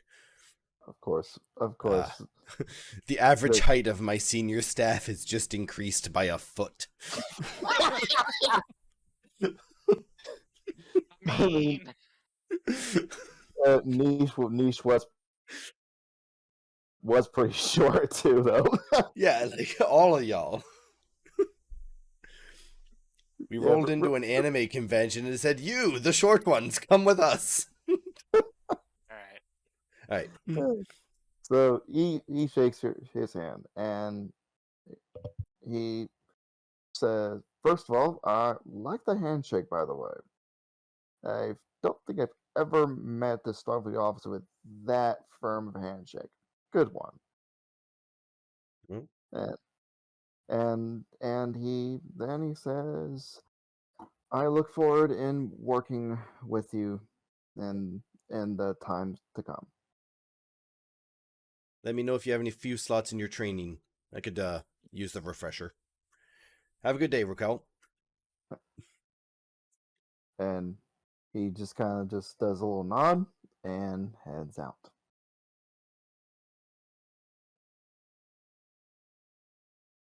Perfect. And with that, Edwards, you are alone in your room, and we'll end the session with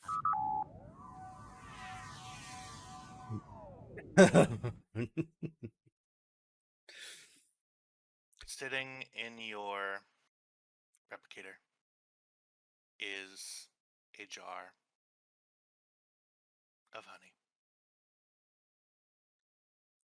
Yep. The jar then falls over, and the honey begins falling down. Edwards just looks up to the ceiling and talks to the ship. You can come up with a better joke. The honey's been overdone at this point. Come on, Guan Yu. Oh, for fuck's sakes.